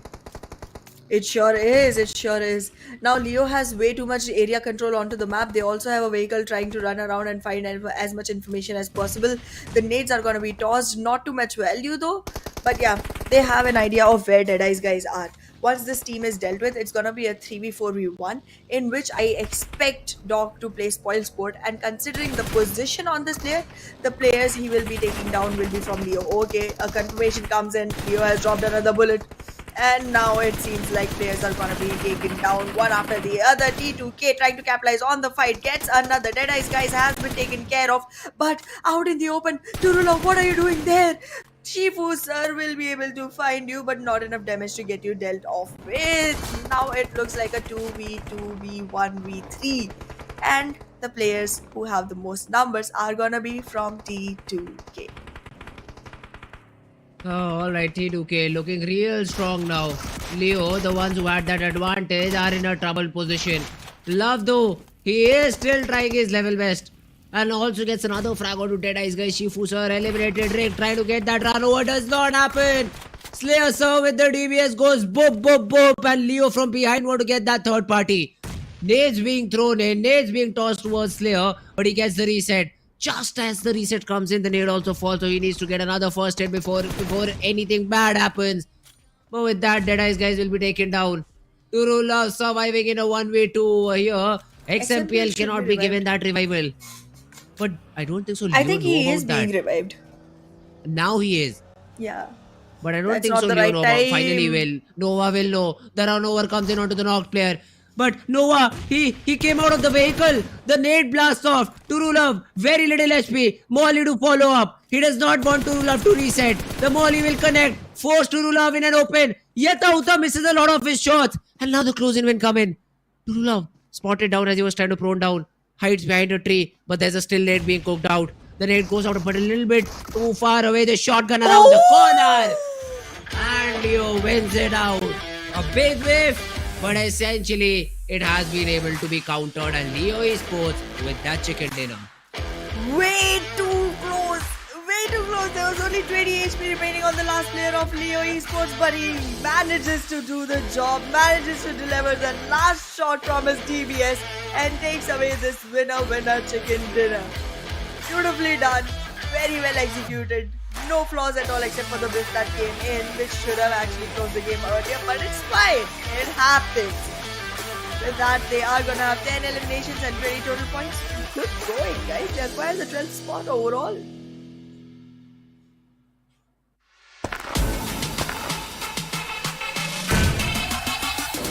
Make it clap.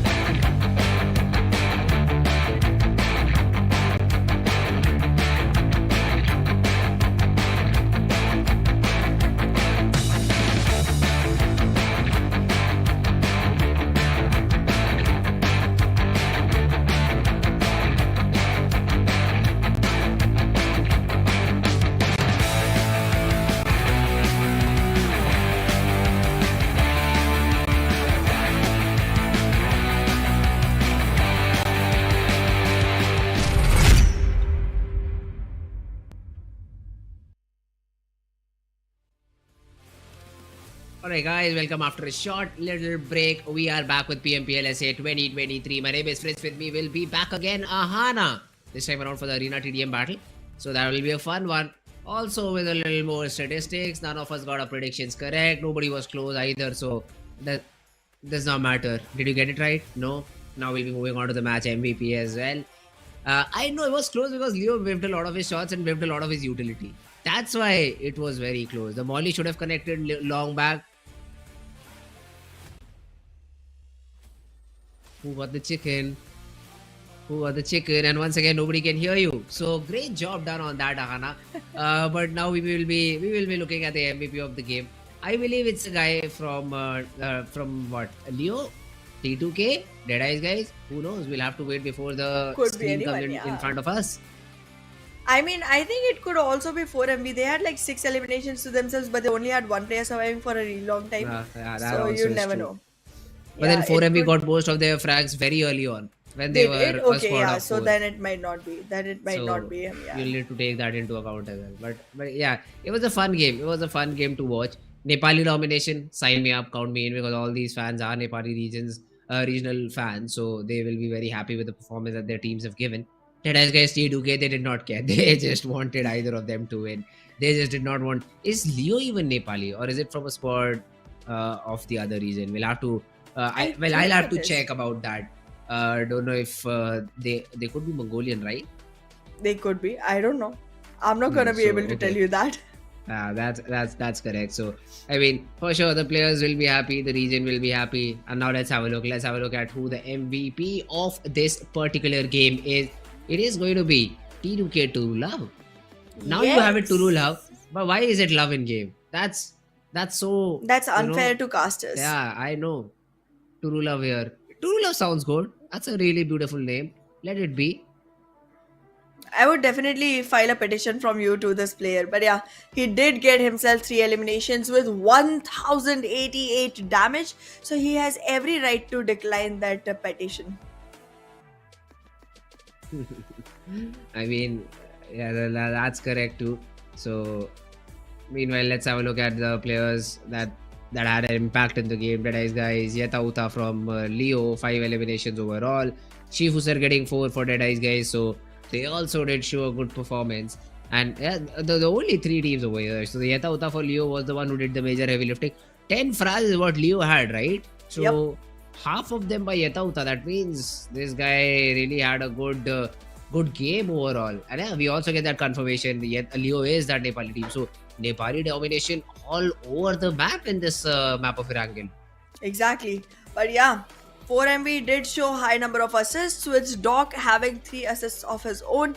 But yeah, Precious Sir would be the one with highest healing. We already saw the damage and the frags. Yetauta with frags and damage was on TuruLove. That is a huge damage that got converted into only 3 frag points. That is slightly sad, but okay. It's okay. I mean, yeah, the other teams were a little bit good. Healing still, I have that. I always forget to ask this, Anna. I'll put it in the group today. Why do we have the highest healing done start? What is the purpose of it? But yeah, let's have also. And a look tomorrow we'll at probably share it with the audience as well. 100% done. But let's have a look at the match overall standing. So Leo Esports, of course, second in are on top. The only difference between DEADEYES guys and Leo is the number of placement points. Otherwise, every other aspect remains the same. T2K also got 15 points. Then eliminations is something where we are a little bit concerned. For MV, see, even if only one of their players survived, they still managed to get 10 points, and that's a big number. Exactly, that's what we were talking about earlier. Like, even Stalwart Esports survived really long. They died off right before 4MB, but then it's still the number of eliminations that puts them all the way onto the second page in a double-digit rank on 10th with 4 points only. So yeah, that's slightly disturbing, but then again, it's fine. You did not have many players to survive, so that's okay, I guess. But yeah, it was not a very optimal fight for Stalwart Esports. But well, we do have the TDM coming up now, which is going to be super fun, and it is supposed to be a match of 10 minutes. But when we have aggressive teams, it hardly crosses 7. Yeah, it's just definitely a really, really short and sweet sort of a map to see. So I am really looking forward to it. Also, I think we are running a little bit delayed on schedule, is it? Or maybe not. I 6, think 7? so. I think Yeah, so. 7-8 minutes. We'll cover up, guys. Tension not. I'll just ask the teams to, just finish the game early on, guys. Come on. We already know who's gonna win it out. It's Stalwart Esports, so let's just finish it out super early. I know it does not work like that. I know, guys. I know, just having fun. Just try to lighten the mood over here. But yeah, As let's if have a it look was at very heavy before. It was, man. I did not get my prediction. What are you talking about? I have no idea what to say. At one moment you are suddenly like, I don't care about predictions, and then at the other moment you're like, oh no, my prediction is not right. So yeah, So yesterday the anything team needs that time. won was Venom DE, by the way. So And Venom D, yes, that yeah, is the HVDC team. is I'd in say the they are bottom. the ones. They are the ones who I'll say that are the favorites to. I think it win could the be entire HVDC tournament. as well, because HVDC literally won against Mabetex with literally a 11-point difference going on till the last minute. Like, they had 40 and Okay. on the other side it was literally 29. So yeah, I Oh. mean, I think HVDC could actually be one of the highest contenders up here, but we'll soon find Okay. out, because the semifinals still have to begin. We have a couple more days of this tournament in which we are going to be seeing NBeSports fight it off today against T2K. Let's T2K, go. you didn't win it, Angle. This is your shot. Let's go. NBeSports versus T2K Esports. Let's see which team comes out on top. NBeSports playing left heavy. Just trying to charge in, maybe get those early frags. But it is Jane who shows superior gun power and is able to get that first frag. Early advantage for T2K, but they are going to be able to fight it off against NBeSports. But the retaliation from NBeSports gets them one of their own. And the difference is literally just one single frag. All right. Now let's see how the game progresses. To Rulov, another nade finish. This really does not put TDM into perspective, but it's all right. Both these teams now again back to their spawns, playing a little bit passive, waiting for the other one to make a move. Utility still being tossed left and right. T2K on the right hand side concrete block, looking to maybe get any sort of frag if they can. XMPL gets that pick onto Mondo, and since most of the players were essentially blinded out, the trade never came in. Exactly, And and that T2K gives a with the 4-point. Exactly, it gives a 5-point lead to T2K, and that's a good enough point to go forward from. However, NBeSports is not falling behind either. They are constantly trying to come back into the game.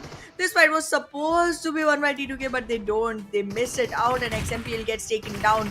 Now the nades are coming in again, but this time NBeSports is not gonna fall for it or fall by it either. Nurullah, let's see, has a flash in his hands, so if he decides to just use it out here and now, it could be beneficial thing. Jane has that Groza, wants to support his teammate inside the warehouse. The fights again start to happen, but NBeSports again, they start falling down. The trades are also not there, because of which once again T2K have that advantage. Akaz falls, Mondo spotted, being now naded. That's just a flash, but I think it will make sure that Mondo flushes away from that particular angle. The flash did not blind Mondo, because of which he's able to get one, and then the second one with a little bit of help from Fizzboy. Now that's a good way to reduce the lead for NBeSports. It sure is. It sure is. Now only 2 points ahead is where T2K will find itself. However, they're still trying to march into the spawn and take care of NBeSports as quickly as possible. But yeah, the nades will start barraging from both the sides because this one was very, very off-timed, very uninformed, but okay. We'll take what we get. The flashes are coming in from the side of NBeSports as well, but not too much value. And again, the difference will go up to 3, then to 4, and probably even to 5 because Fistboy has been spotted, but there is no support, so that's not going to be converted just yet. Ooh, Akaz gets another pick onto Jane. So T2K will still maintain the lead. A little bit slower pace of a game that we thought might happen. Mondo again falls. XMPL really close to his opponent, but still is able to take down Fizzboy. Sekujin wants to trade him out, but XMPL with a wide swing gets another pick, and that's a 7-point lead. Make it 6 because NBA is trying to trade everything out, but T2K are in their spawn. Try to eliminate everyone out. With this 5-point lead, T2K is gonna be closing in on NBeSports, and the spawn of NB has been invaded. This is where they get their escape, but they do not find it just yet because the nades don't fall, the nades don't connect, and now they finally do. That's gonna be one good one onto Jane. Turulove now gets eliminated as well. But XMPL in this position, he is gonna be able to keep an eye out for anyone inside the warehouse. Uses his nades to close off the angles and then take care of anyone coming from outside. Oh, let's see. The XMPL still, around the corner, wants to get any number of frags that he can. Fistboy has a flash. Where does he toss it? He is trying to spot down T2K's Rig. The flash goes in. The white swing comes in, but Rig is still favored in the gun battle. The supremacy in terms of aim that that T2K has. Look at that Jane. Just whips that grows around the corner and connects every other shot. 28-20. NBeSports looks like that this will be the elimination for the team. Might very well be because 12 points away and T2K will find their victory for this one. They will be the one moving forward if NB is not able to do something about this as quickly as possible because the time is slipping away and so are the players because look at T2K. Jane, he gets another 2. He is traded out after 2, but then how much difference does that make? If you're giving away 2 players in exchange of 1, you're actually trading in bad faith. Turula around the corner wanted to take down Fizzboy, but the nade from Jane will. 31st frag found. Looking for the 32nd one. Rig with another nade. Tosses it out. Akaz falls. The trade is there, yes. But at this point in time, you need more than trade. I think you need prayers right now, T2K. Oh, sorry, NBeSports. XMPL from the right side wants to get another pick. Rig throws a nade. Sekujin. He also falls down. All these players, they are just being taken down one by one. Fizzboy just blinds himself with that flash. Not blinding anyone else, and T2K 5 away from eliminating NBeSports from the tournament. Let's see how this goes. As of now, not a very good HP advantage for any players from the side of NBeSports. And NBeSports Mondo will need himself to be getting back up on the HP as quickly as possible. But T2K will be having all the frags that they need to themselves. Right now, it's literally 1 point away and it's going to close off right here, right now with 11-point difference again. Beautifully done, T2K. And I love the DP on Jane. Jane played it out perfectly. And T2K will be moving forward towards round number 3. Or is it semi-finals? I think it's semi-finals, right? Semi-finals, yeah. They will be. That's even better. That's even better for T2K. So we will have to wait till tomorrow to see which of these teams, maybe King of Spades, maybe HVDC, which of these teams is going to make it through to fight it out against Team T2K Esports, because it definitely will be a fun match to see. Sure will be. And now the fun one that comes in right this moment is gonna be the one of Erangel. Cannot wait to see what happens on that one because Erangel is one that keeps on giving more and more excitement, more and more gameplay every single time. And this is gonna be one last time for the day where we see Wrangle, the third Wrangle. This has been a great day. That's true. It definitely has been a great day overall, and we still have 2 more games to go. Yes. Good thing, none of it is Miramar. We have one map of Wrangle, one map of Sandhawk, and we will be having a fun day with the remaining 2 maps. Now we will be jumping into the map of Wrangle once again, because the final game is going to be that of Sandhawk. This will be the final game where we will see Stalwart and 4MV battling it out. But IHC will be available in both these matches because they've sat one out. I already remember them not playing the previous map of Wrangle. So IHC will be a part of both these games. Now let's see the other teams, how do they perform? How do they bounce back into the game for the teams who have not been able to do so? Group B sitting this one out. Which team came second the previous week? No, SKYLIGHTZ Gaming. So SKYLIGHTZ Gaming. SKYLIGHTZ Gaming will be sitting this one out. SKYLIGHTZ Gaming and company, because there will be 3 more teams who will not play this game, excluding SKYLIGHTZ. So let's see how this particular map of Wrangle goes. I think we will be jumping into the game very soon. And I'm excited to see which team comes out on top overall. Absolutely, and it will completely depend on how these teams, adapt around each other, because this is definitely one of those matches where you keep dropping 4 teams at a time, and it's always a different combination of teams that comes up in front of you to play around with. So yeah, I'm pretty excited to see how this is going to go forward. But most probably, let's hope that our predictions at least turn out to be right. I was so close. I'm still disheartened. It's okay, Hannah. It's all fine. You can be disheartened all you want, but I Wow. don't care. But let's just jump right into action. Let's just jump into the final map of Wrangle that we will be seeing today, and let's see who takes the dinner home. We'll soon figure out. As of now, the map definitely seems to be favoring military base. So good news for MD. This is looking good. And I think it's gonna go very close to Georgopol, if I'm not wrong, according to the trajectory. Yeah, it's slight south of north of Georgopol, gonna be crossing right across shooting range. Okay. This is again another one of those standard plane paths. I think moving towards the southern side is going to be a lot more important for most of these teams, because that area will not be that accumulated by the different teams. So Primos, Ferry Pier, all the teams dropping in that location, if are able to avoid the drop clash, should be well and good. Seal, I believe, drop towards Primos, right? JMEX around Query. So all these teams, if they're able to avoid the early drop fights, I think they would be lucky to be in the game. That's true. We are seeing King of Spades go for a faster drop, and they are going to be reaching to Georgopol as quickly as possible. T2K again back to Severny as usual. Mabetex is playing it, but this time they are going to be sticking to their usual drop location of Lipovka. They generally do spread around a little, but this time I don't think they're gonna. And look at the way the circle has been. Completely eastern. We've seen 3 different circles today. We started with very western circle, then we went to a northern, now we're on the eastern. 4MV just did not find one for themselves. All right, 4MV. Now, let's see. This is not the circle, as you said, to be very happy about. What one thing that I really want to see, I want to see a bridge camp.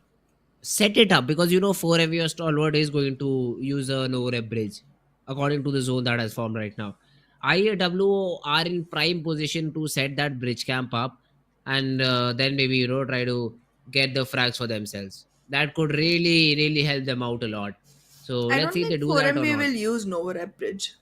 They sometimes do in zones like these, because rotating from the military base zone, you already know that some team is around Query, some team is around Ferry Pier, some team is around Primos. Running into all these teams is a lot more possible. But if Yeah, you but I take think they the generally lower go for a bridge, later rotation from the military that's base true. bridge. That's Yeah. true. There are. I mean, I just want to place impact on the bridge camp. That's what I want to do right now, because Makes sense. nobody goes for that. Don't know why, but nobody is attempting to stop players from this particular team. I mean, we do know why. It's scary. It's scary to fight off Stalwart and 4MB both at the same bridge. But yeah, Stronger Fake Love has something against SKYLIGHTZ Gaming, huh? Last time also they took up the first flag of SKYLIGHTZ Gaming. This time also they're taking up the first flag of SKYLIGHTZ Gaming. Poor team. And Yeah, that too man, no fear poor team again. indeed. Okay. Now, let's see. SKYLIGHTZ Gaming, they have lost that player. Yes, as you said, no fear is out of the game.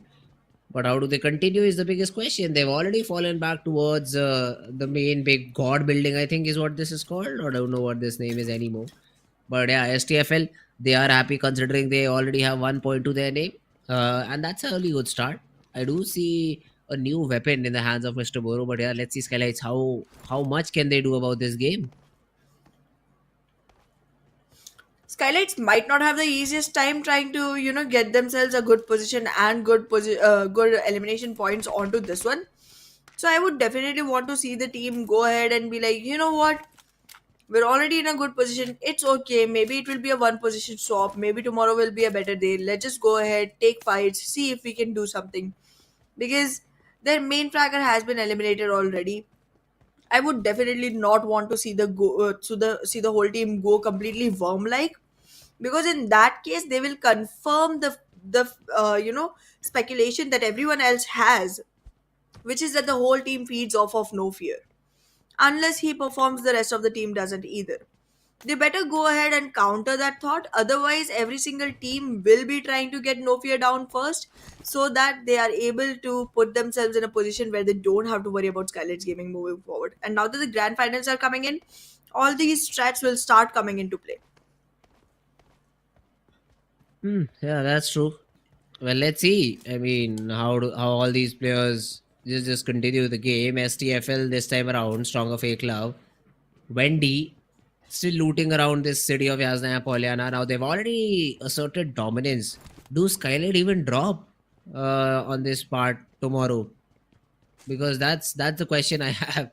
You'll be so what should I say? So not in action or so not comfortable dropping into this particular area because you've lost two players continuously. Meanwhile, SKYLIGHTZ, they go to a different area and they find the players of BIT and get that frag. So why not just drop there in the first place? That could be a smart idea actually. You would also not lose your first player. It's been 3 games in one single day. Every single time you've been losing the same player. You better not take up the fight that gives you that much trouble. So yeah, it would have been a good idea to drop elsewhere. But well, as of now, Stalwart is already onto the bridge, walking into the circle, trying to find everything they can on the way. And yes, I see. As you mentioned before, the moment he sees a medkit, he's in there. That's true. Now, let's see though. I mean, I see right now has a bike. Oh, that's the first time I'm seeing a player use this bike. Now, it is very difficult to shoot you while you're on a bike. Nobody can transfer the spray onto you, but the only downside to it is you just cannot have any sort of cover. So if you are in between 4 different teams, that's when you'll die. So you really need to be careful with the vehicle that you have. Meanwhile, DEADEYES guys back towards a very known squad house, known compound for majority of these teams have decided to hold on to it. Also, T2K in the nearby vicinity of Shifu sir, and Shifu sir is all alone. So it's just better for him to rotate away from here. Exactly.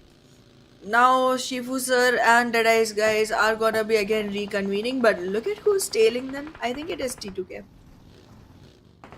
This is not looking good. Yeah, T2K is tailing them. Shifu sir is missing out the loss, and he won't be able to take this fight way far away. It's better to approach your own teammates with this so that your teammates can, provide you cover, put you in a better position. But so far, he's just deviating every player of T2K away from the team and also making himself an easier target to deal with. If In the he runs meanwhile, into if he runs into players up, then it will be a problem. Because right now what he's trying to suggest is the team on top of that ridge is a different one. But That's yeah, true. Shifu sir, as I said, if he runs into players and gets caught into sprays, then it will be a problem. and T2K will make sure that problem is converted into an opportunity for their side. And that's just 1 point on the board. Exactly. They're finding happiness in the misery of Deadeye's guys, and it's working fine for themselves right now because Deadeye's guys, the more trouble they have, the easier it becomes for T2K. An early loss for the team, and T2K again up there with one elimination point to themselves. And somewhere I feel like the will to go ahead and redeem yourself for losing on a circle that is generally your favor. I think T2K is gonna be trying very hard to take this one, but well, the moment I say it, Mondo finds Turu love, and now he becomes fake. Mondo, good job done by him to find that defeat point. The ring has also been spotted down. Sprayed upon the vehicle is not put in a good spot. Hakas gets that knock. Even there was Sekujin spraying it all out. But Hakas is the one to get that knock. And look at this fifth boy. He is in the advanced position to collect all these frag points. So this is a really good opportunity, and it seems to be one of those shelter zones. Now you sign me up for all the action that is going to come this way. Because all these solo players will find security underground. They will, and this is gonna be one of those fun games that we witnessed. Like I think the end of last week, which was good enough to watch, and here they are already trying to walk into the shelter. And T2K Jane will get taken down as well. Seal confirming that frag, and the team will also find themselves a safe haven inside. So let's see how this goes. As of now, NBeSports with most number of frags running on the top of the board and also capitalizing on the numbers by taking care of Seal. Retaliation is coming in. That is obviously there, but in a position of being able to be revived. Ooh, let's see, Mondo. He will get that revival for now. So NBeSports will feel a little bit more comfortable. But Stalwart Esports come in for the third party, and Fearless has been taken care of. Let's see Seal the way that they want to approach this revival, because I'm sure you would want to revive your teammate, right? So getting him back up should be a priority. And yeah, Soulless is using a vehicle to help his teammate get back up and running. Action though, before any of that could have happened, has been able to confirm that frag. So Seal also left with just 3. Seal is losing players left and right. Make it 2. They have only 2 remaining now. And this is soon to be won because Leo is very close in periphery, NB Esports is very close in periphery. T2K XMPL also understands the gravity of the situation. Might try to stay concealed, but when the opportunity comes, he might also take a shot at Soulless. And in the meanwhile, NB Esports trying to pick up another fight. There's so many in front of you. Why one more? Why another one? I mean, it's a really tough thing to ask. But yeah, right now NBeSports, Sekujin, Akash, both of them have fallen down. The shelter regions is doing everything else for providing shelter. It is taking your players down one by one. Except for the people who have compound, they are the ones who are really happy, because they for now can call themselves a good place. But meanwhile, once again the zone shifts, and all those smaller little areas, smaller little compounds that previously were looking very good are now outside the zone. Now do what you want. Exactly. Now, mansion and shelter are going to be 2 regions that still sustain inside the circle, but both of these regions do not have as many compounds for teams to go ahead and acquire. And even if the team was to go ahead and find one, they are going to be in a position where they can be shot upon easily using throwables itself. Mabetex right now looks like they're in a great position. IHC is also walking in from a great position, but everyone down southwest is going to be in trouble. 4MB is going to be walking right into the trap until they realize that it's supposed to be a longer rotation. And I think Deadeye's guys will do some damage. Meanwhile, 4MV as well, getting that fight. As you said, Deadeye's guy is not in a good spot, and they're just falling down one by one. Tricks out of the game with that frag, and all these battles are happening on the western part of the map. So there will be a lot more fights to continue.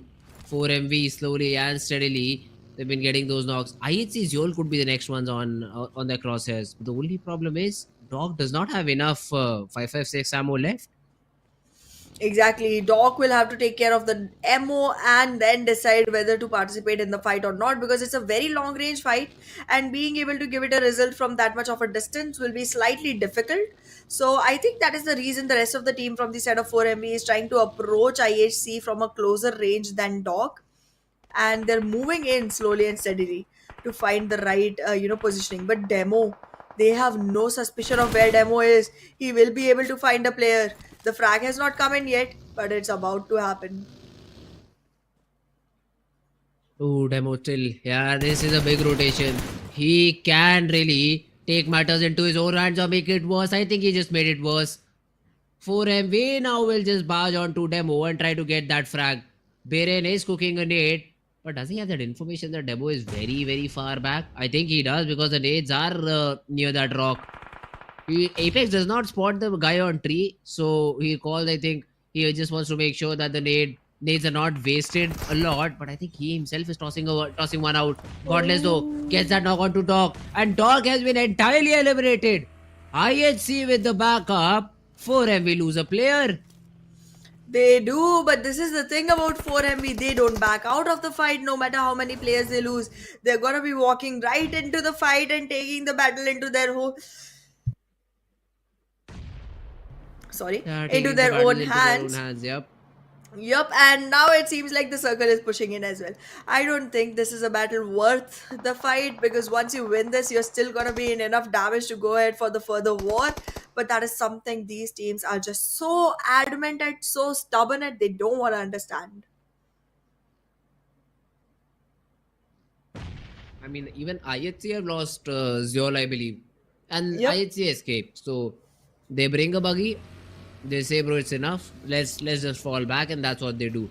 I mean, yeah, Beren is still tailing you out, but 4MB also have no intention of continuing this battle, so it's a good thing. Meanwhile, the zone goes a little bit north, coming out of that region of shelter, going towards mansion now.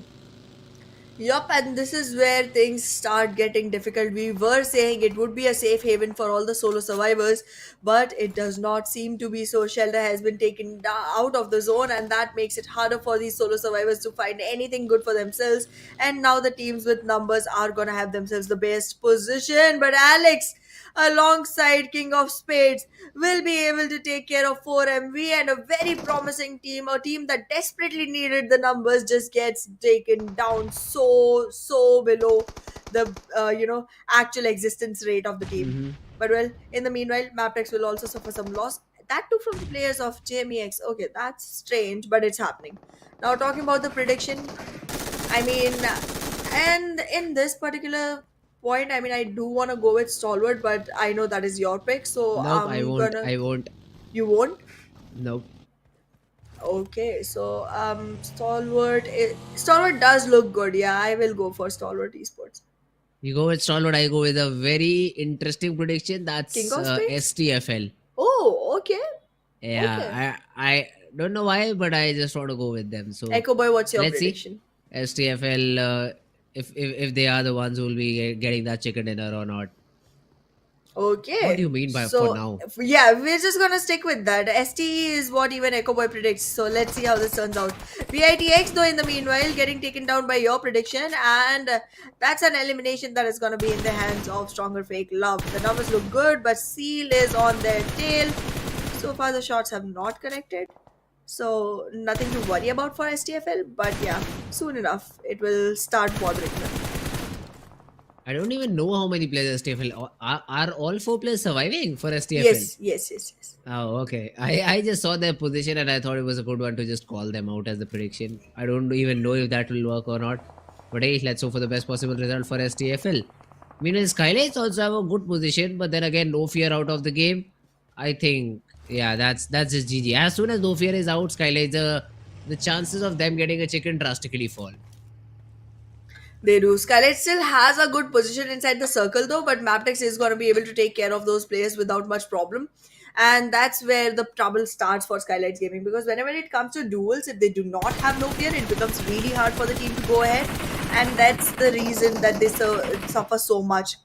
In the meanwhile, though, STE loses Action, because Action keeps on trying to get into fights that are not meant for him. The revival will happen though. But buddy, No please problem. stay in control for one match. You already did it for Fritz once. Why not for me? Look at the HP that Woofus is surviving with. And no medics, I think. Only bandages Yep, is what none. these guys have and some boosters. So that's a little bit unfortunate for the players of Team IAWO. This is going to be a tough thing for the players of Team IAWO to do. Meanwhile, Leo also tosses a nade onto SKYLIGHTZ Gaming. So Mabetex versus SKYLIGHTZ, another fight happening. That's right, and the zone has shifted up north again, leaving STE completely out of it. So Mansion is gonna be the area which is the only prime location inside the zone, and soon King of Spades will be able to take care of IHC, make their way easier inside the circle, and this position for King of Spades looks like they might be on their way. I already suspected you were gonna pick King of Spades, but I should have if you didn't. They look very promising right now. Yeah, the zone is definitely in a good spot. Meanwhile, Mafia Ninja, the last remaining guy, also spotted down. And yes, Desert is down on the ground. The revival will come in. And Mabetex have been completely able to dominate on the players of Team SKYLIGHTZ Gaming. Meanwhile, Yep. NBeSports also bite the dust with just 2 eliminations on the 8th spot will be eliminated. Roy Esports being shot upon by the players of Team Seal. You are taking an interesting battle considering you're just a team of 2. But then also you have that advantage of the zone, so why not? Well, here if Seal is able to take a couple of players off, I'll be happy with my decision. But no, Roy Esports says no, and they go ahead and take those flags in their hands. So does Stalwart Esports. IAWO gets taken down, and Stalwart Esports will now find themselves closer to the circle. All they have to deal with is gonna be Seal. Seal has one single player surviving, and that shouldn't be very difficult. But there's one more team trying to make their way back inside the circle, and now STE is gonna be struggling slightly, because Roy Esports will be a dangerous team to deal with. Yeah, well, Roy Esports, let's see. I mean, how do they want to play this game out? Meanwhile, King of Space, they were fighting it out against the players of Team STFL. But then they get third partied by Mabetex, so they'll need to be careful about the game. Roy Esports push it into the watchtower that Scooby has. They are like, yeah, we will just eliminate this guy as soon as possible. Raw tossing a few nades out. Scooby jumps out of the compound. Wants to survive for as long as possible. The shotgun has already been shown. But Malik with a UMP will be a better player in the entire situation and be able to eliminate his opponents. Now it's a full squad battle between STE and Roy Esports. Whoever wins will find themselves in a good enough position inside the circle. So far, the numbers of STE players inside the circle is slightly lower than that of Raw, because Raw has only one player outside, STE has 2. Okay, make it equalized now. But yeah, I feel like STE could use the advantage of the height that they have, and the only player from Raw who could have actually acquired it, challenged it, gets taken down. And there's also not going to be any revival that can come in for the side of Jiggle. Smokes have been thrown in already. The team would try to go ahead and rotate in, but the confirmation comes in, and now STE looks slightly stronger again. Now here's the thing. From here, we have only 5 teams surviving. One of these teams will get completely eliminated before the walk-in happens. And I think it is gonna be Roy Esports, because they currently don't look good. This area will be completely empty for Stalwart Esports to go ahead and take care of. And that's where the good things start happening for the team. In the meanwhile, though, I do feel like Stronger FAKELOVE also has a good grounding for themselves. So does Mabetex Esports, but Mabetex does not look like the team that could win. But no, wait a second. The elimination happens. They lose a player. No, they don't. Yes, they do. Action is gone. Action is out. Yeah, action is out. Tops is able to get those revivals and get his teammate back up and running. But now you will have to take a fight when all eyes are on you. So how do you manage to win this one out is the biggest question over here for Stalwart. 3 players still surviving. 9 defeat points, well and good. But now look at this. There's another team nearby. Which is that team? Let's just have a look. STFL is very far away. But yeah, Mabetex is very near to this watchtower. And let's see if they decide to fight it out. Basically, Stalwart and Mabetex have traded out places. And Desert Sports out near Zed is able to take him down. And the guy cannot have any sort of revivals because Stalwart, the remaining 2 players, are stuck in this watchtower. Oh no, this is so difficult for Stalwart right now. Stronger Fake Love, however, do start losing players one after the other, and that makes it easier for King of Spades to sustain with most numbers. But Mabetex, for some reason, does not go for the confirmation, and that leaves an opportunity window open for Stalwart Esports for the revival. Whoa, okay. If that's Off what they angle. want to do, good enough. Yeah, but that off angle is going to hurt Oh no, Stalwart a lot. Wally. So that's something you'll have to take into consideration. Nirzad is a done deal, man. He cannot get that revival now. If you attempt, you'll also be dead. What are you trying to see? It's a good smoke wall and all, but then the spam is going to connect onto you. He gets around Nirzad and is able to get that revival. No way! The vehicle blast comes in, but Nirzad still survives. And now you will be able to get... Wow! You are still stuck in a bad position, but at least you are all three now. What did just happen? What just happened? Oh wow, retaliation fire comes in, and now that player from the side of Mabetex gets knocked. Now it's a 2v3. Now the numbers advantage rolls in the favor of Stalwart Esports, and they're soon gonna be able to take care of Wally as well, because take a look where IC is. He's gonna be able to blast the vehicle, losing down the HP onto Wally. And now if one nade connects right, they will have the fight in their hands. They have 5 in the backpack. They can try. They can definitely try. The distance is a little bit too much for the nades to connect. Plus, the third party for King of Spades will make it even more difficult. So, it's just better to be in this position unless the zone forces you to rotate. Let's see, the zone is going to play a very crucial role in all of this situation. One more second and the new zone will form in, and it has gone a little bit towards the center. So, the fight will still go on. King of Spades have got a knock onto their player, but then Leo will be traded out. Mabetex. They wanted to be the predators, but now have become the prey. No, Mabetex literally losing players left and right. Now they have literally only Desert surviving to actually go ahead and take fights with. While King of Spades also falls down. Now it is between Stronger Fake Love and Stalwart Esports. For some reason, both of the predictions stay alive for that long. Stronger Fake Love, however, with the nades do get taken down by a couple of HP points, but it's still not a complete elimination or a knock either. So they will have an opportunity, but STE needs to find a spot for themselves which is more comfortable than this. This is literally a very risky position to go forward with. So You let's see how survived they till the move smokes around. are up. You survived till the smokes are up. So if you have more smokes available, then it's not that problematic spot. I see But none yeah, for King of tops. Spades, XOXOX from the other side is also trying to get that angle found. Wally tries to shoot through but is not able to spot anyone. Meanwhile, XOXOX will also bite the dust. And King of Spades get eliminated. So maybe to the players of Team Mabetex, Wally, he is also being spotted down. The first aid will be popped by tops and that should not be a problem. Plus, I think Wally is outside the zone. So that will also just be a little bit of a problem for the players of Team Stalwart to deal with. But yeah, STFL in all of this have that upper hand. Wally needs to stand back up and will be put down to bed. That is the 14th frag for Team Stalwart Esports. But let's see if they are able to close out the game or not. This is gonna be a close fight. STFL already lose a player. One has been knocked. The numbers have imbalanced. Becca is down. And if he is to be revived, the other player who comes for revival will also take damage. Nirzad, however, gets knocked. Tops is in a position to go ahead for the revival, and he will. But Icy, look at him sneaking around. He will be able to reposition himself, get in a Good nadeable nade. range, toss the nade right on point, but it's not cooked enough to give the right results. Now the nade barrage will push the players of Stronger Fake Love away. Wendy is very low on HP. Another good nade could actually change things Oh, the around, first aid. but he is moving across. The first aid got popped in right time. It's still a 4v3. No losses on either side that could be permanent. And no nades connecting just yet for either of them.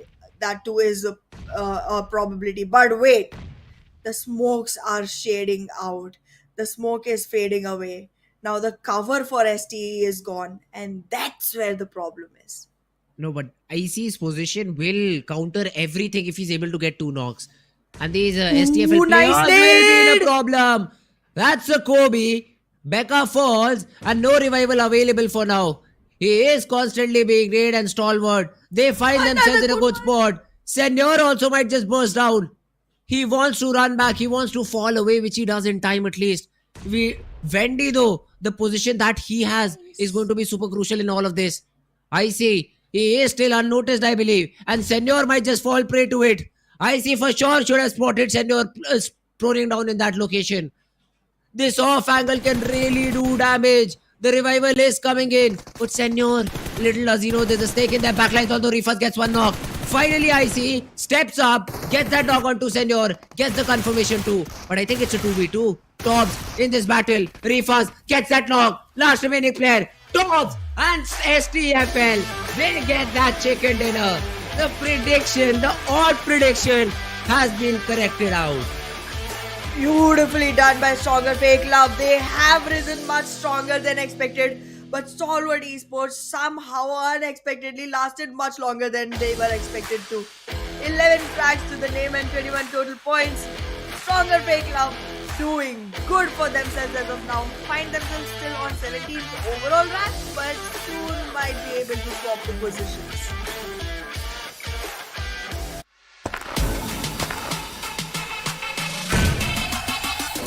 Make it clap.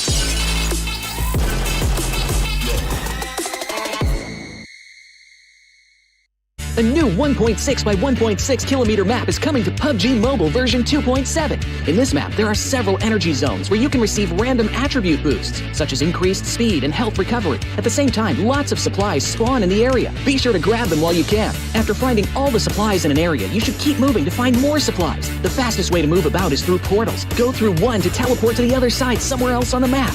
After exploring an area, it's best to teleport somewhere far. However, it's important to note that there's a cooldown after use, so it can't be used too frequently.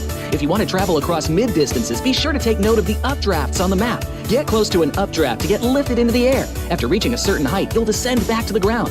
During your descent, you can freely adjust your direction to head to your destination. This transportation method is very handy for escaping dangerous situations.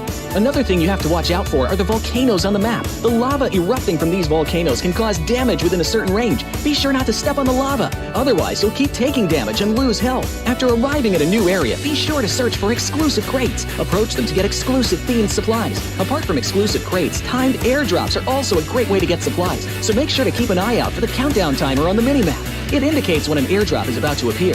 After the countdown ends, a crate with amazing supplies will rise from the ground.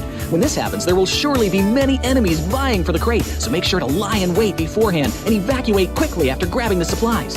If you get injured when going for the supplies, go to the recovery point indicated on the map. You'll be able to heal there. Just run into it to fully restore your health and armor in an instant, just like with teleporting. The recovery point has a cooldown after using it. It can't be used again until the cooldown ends. If the battle gets too intense and you find your teammates eliminated, you can bring them back within a limited time at the towers located on the map. The towers also have cooldown after being used. Each player can only be brought back by a teammate once. Players that have been brought back will directly respawn near the tower that was used without having to jump back to the battleground. Hurry and join your friends in the fight for victory.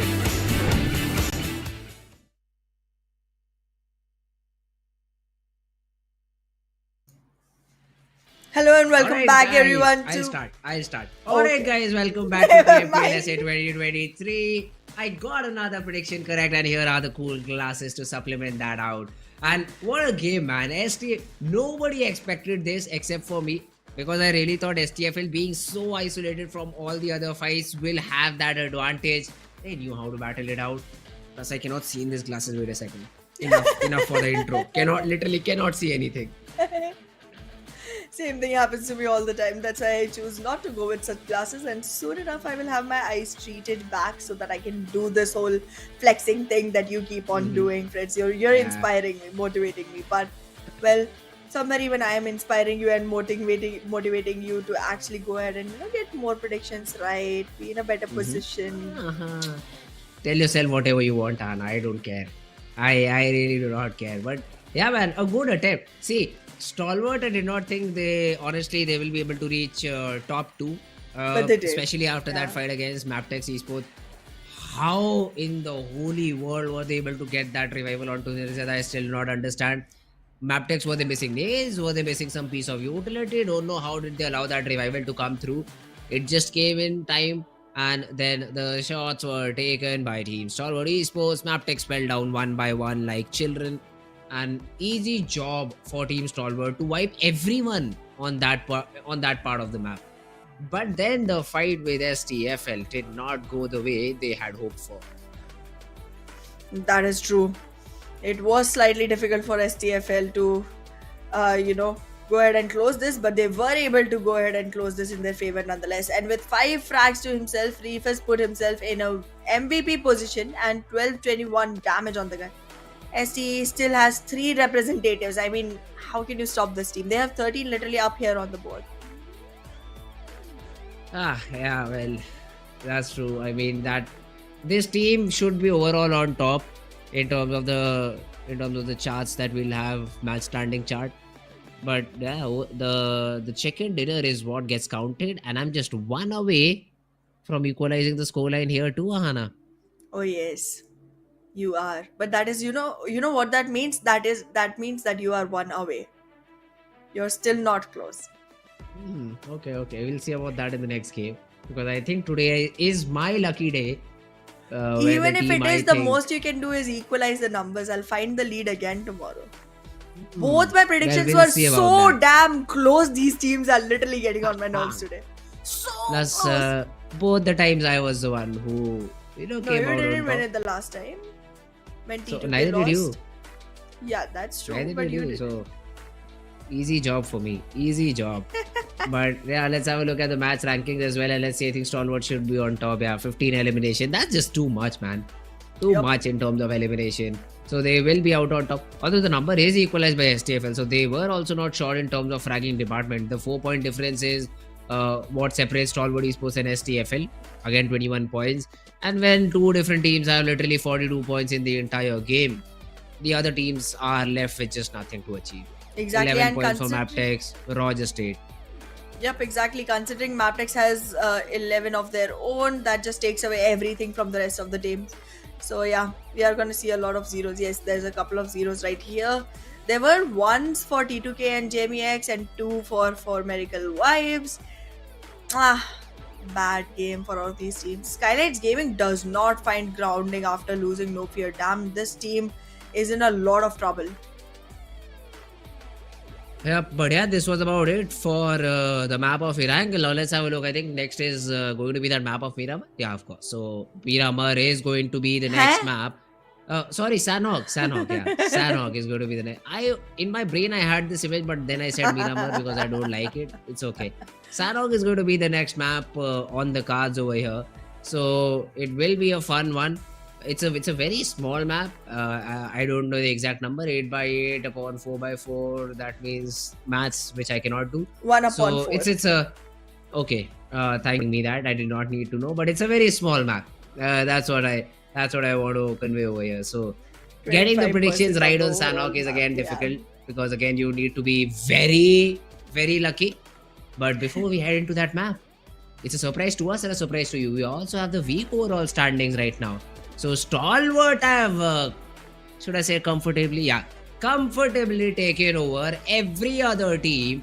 29 points is the difference between the second position. Safe to say another correct prediction. Good job, Fritz. Good job, Fritz. But IHC is still gonna have a couple more days to go ahead with. One But day, yeah, 4 this games. is huge difference.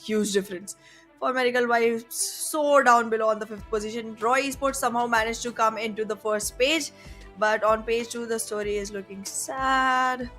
SCRFL, however, still won't be able to swap their positions with IAWO just yet.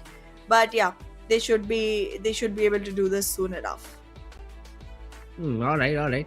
Well, we'll have to see about that.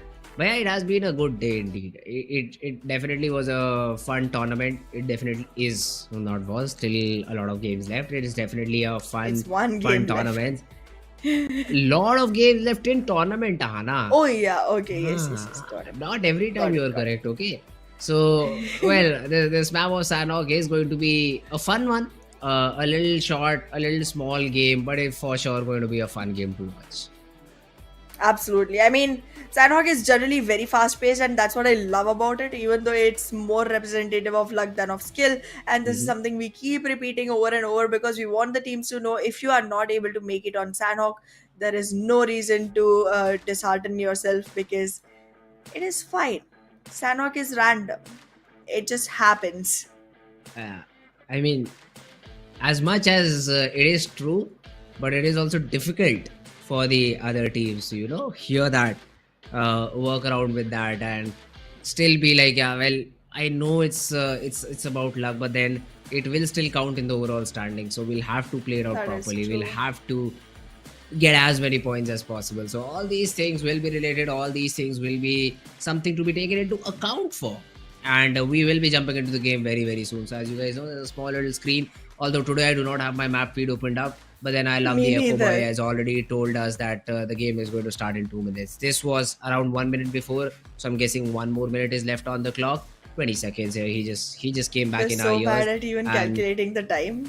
I'm so bad at everything that has involved that involves maths. That's it. That's just it. I'm super bad. I agree. Alright. Good to know. One segment where I can defeat you. Time management for sure. How does that help you though? Not just time management, anything related to math. I'm great at math. How does it help you speak in front of a camera? It helps me go ahead and find the right numbers. But well, let's take a look at the league overalls and see where each team is gonna find themselves. Roy Sports, you're stuck on the 4th position so bad. 4MB came up. It's like our ranks.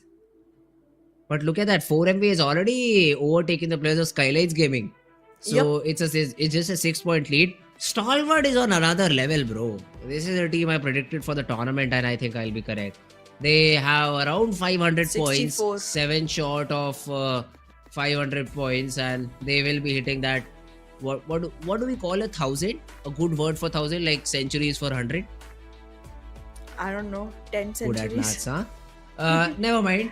So Wow, Stalwart Esports that is literally vocabulary. Very, very small points away from getting 500 points. That's a big number to 7 achieve if you points ask away. me. Yeah. 7 points away from 500. They should be able to close that. But let's see how this is gonna be because this match is not gonna be played by Stalwart Esports. However, on the second page, we still see the struggling teams. And here's the thing. WOI8 is still 290. Stronger FAKELOVE, I don't think they can topple them. So this is the top 16. They are going to be going into the finals. I don't think any swaps are going to happen between the 16th position and the 17th, 19th or 20th. So that's done for.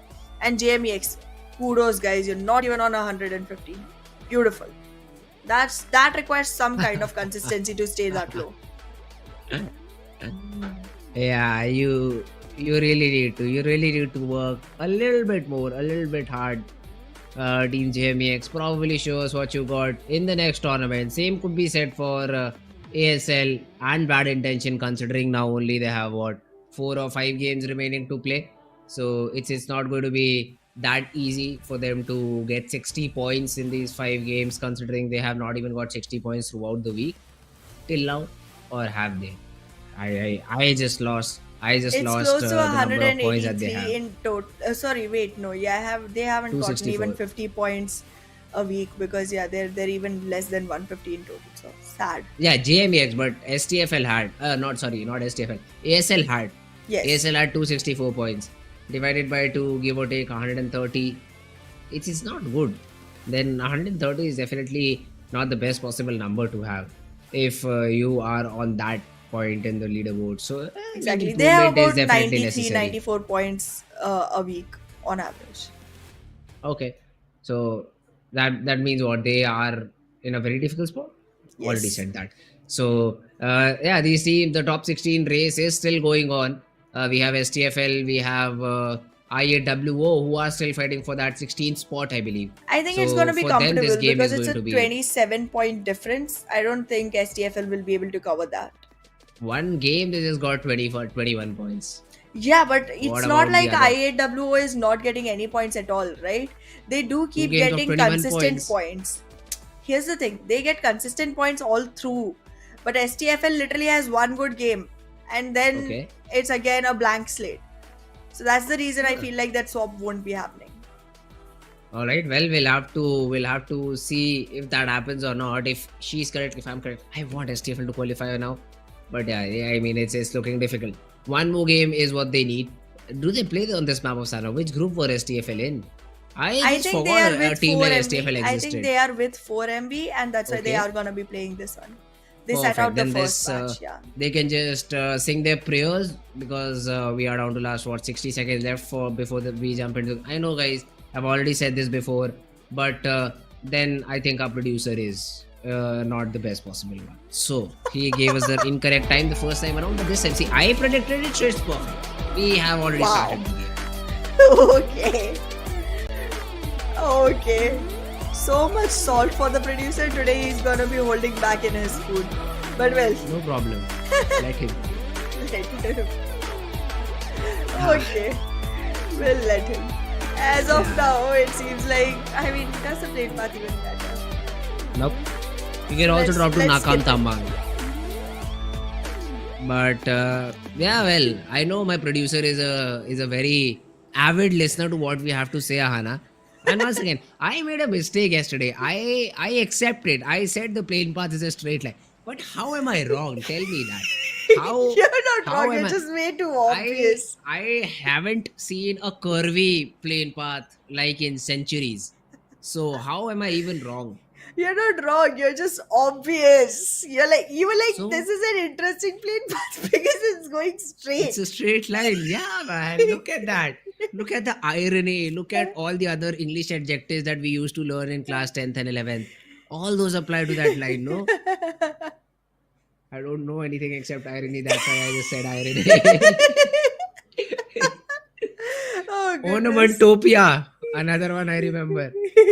But That yeah, is that's- literally the sound of things.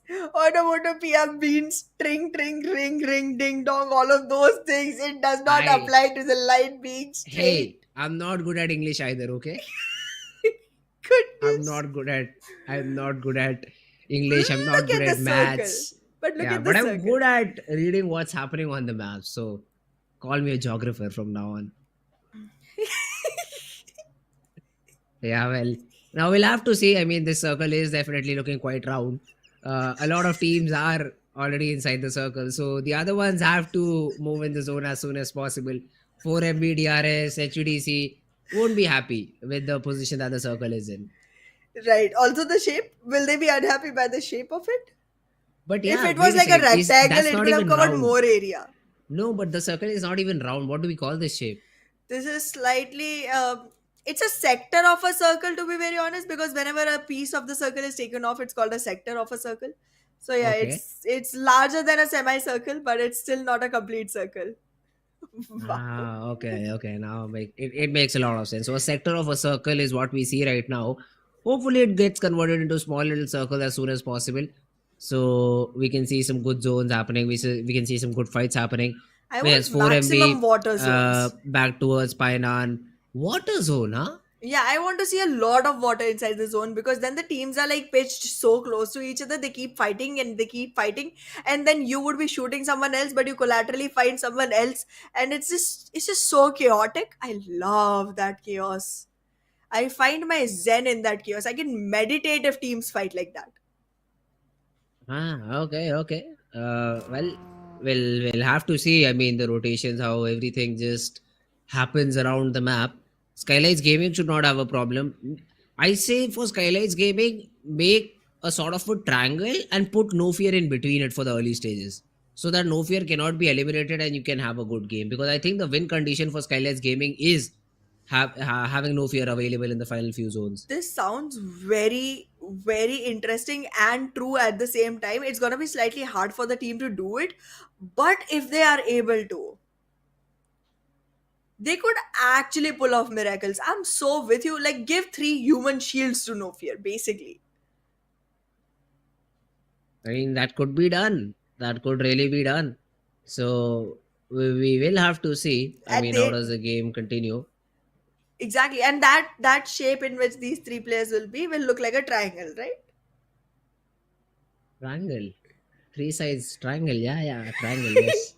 I already said it. Okay, don't make fun. I already said it before. I'm Make a sorry if triangle you're and put him in offended, but between. offending you is my job. I Yeah. get paid for it. ठीक है. Okay.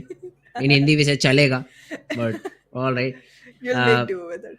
Hey, yeah, I wait a have to. second. Stalwart Esports is not playing. This boot camp is empty. But then nobody has taken that space from Yeah, either of these teams. So exactly. not sure Why? why. Exactly I my mean, question. Seal did it early on in the game. They used to steal each other every other team's drop But location. Seal is But also I not believe Seal playing. is also not playing. That's why nobody stole any one of these drop locations. But wait a second, we have BITX, CMF, and T2K brawling it out, but it's already over. So sorry for not covering that, guys. But yeah, by the looks of it, BIT is also getting a little bit third party by the players of team IHC, because IHC is the one who got that confirmation. Love was trying to confirm those knocks onto the knocked out players, but that just won't happen right now. As of now, it does seem like Love needs some love himself. He's literally left alone in the whole team. For some reason, the team still survives because like Love was way far away from where the action was happening. But yeah, that's the only hope they have. Like they can probably acquire themselves some placement points, but I don't think other than that anything is gonna happen for this team. PITX, however, they did not get complete time to go ahead and be in a good position just yet. They left their comrade literally right there without any support, and he's gonna get taken down. He was going to go ahead and revive himself, but he could not, and IHC made use of that opportunity. Great. Well done, IHC.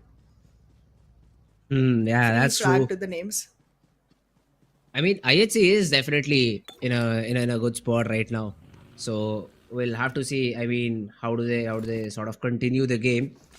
But meanwhile, Raw Esports, Praveen, he is popping in that first aid and has been able to get that reset. Krita, though, from the other side, is tossing an aid onto Praveen. Now, does it? It does not. It was just thrown inside the compound, whereas Praveen was standing outside of it. Krita, another one. Yeah, that's neither of these days, either from Raw or from Team D Venom. None of them connect, and every other player is still surviving.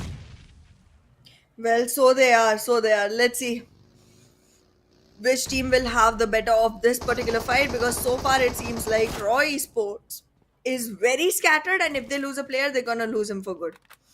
In the meanwhile, though, the zone will also start climbing in, creeping on, and Raw Esports still hasn't found themselves the right entry point, and they're also running out of medkits. So they better start running in, because these first aid boxes are no more available for their disposal, and they are not gonna be having a very fun time once they enter into the circle.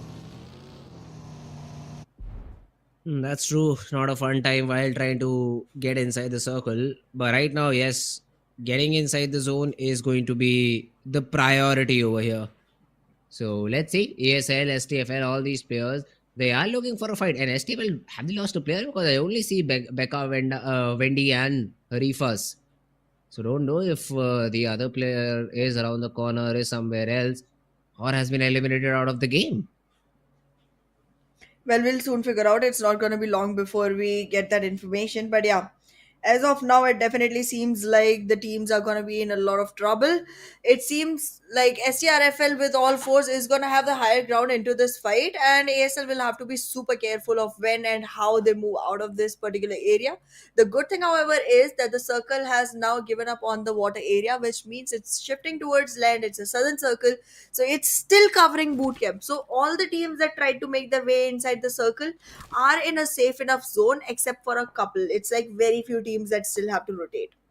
So that's worked out fine for the teams, not for me though. So hate circles that do not end up in water. Okay. That then we'll have to see how the players will focus on this. How do you play in a zone which ends in water? You don't. You just keep swimming, and whoever survives till the end wins. Wow. It's a very non-violent game, and I like that. Wow. It's a game that supports Gandhiji and Nelson Mandela and Mother Teresa. Go watch Olympics. Go watch Olympics, because I think there also you'll see this sport coming in. So then you'll have to get avid to it. So you don't have much choice in what the players are doing right now. I like action.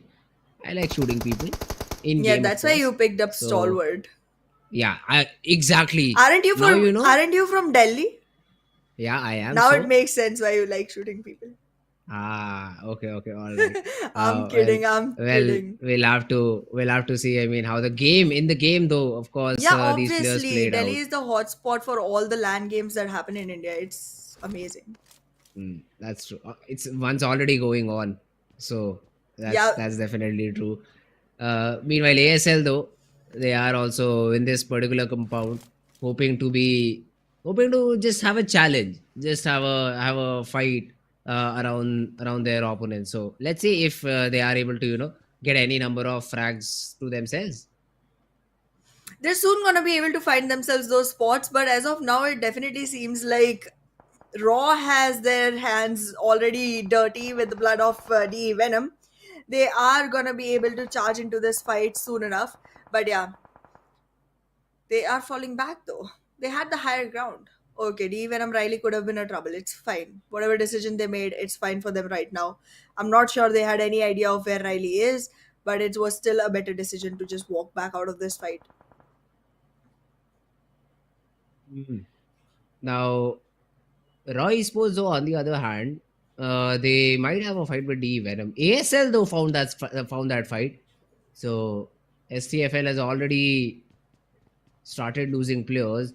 Did they lose one? Let me find STFL. No. So only one is knocked out. So the fourth player was in some different direction. D Venom though have lost that player early on. So let's see. I mean, D Venom, if they are able to just continue the game with the three players that they have, no defeat points till now. So that is something they'll have to work with. But yeah, this fight against Roy Sports, this is going to be an interesting one.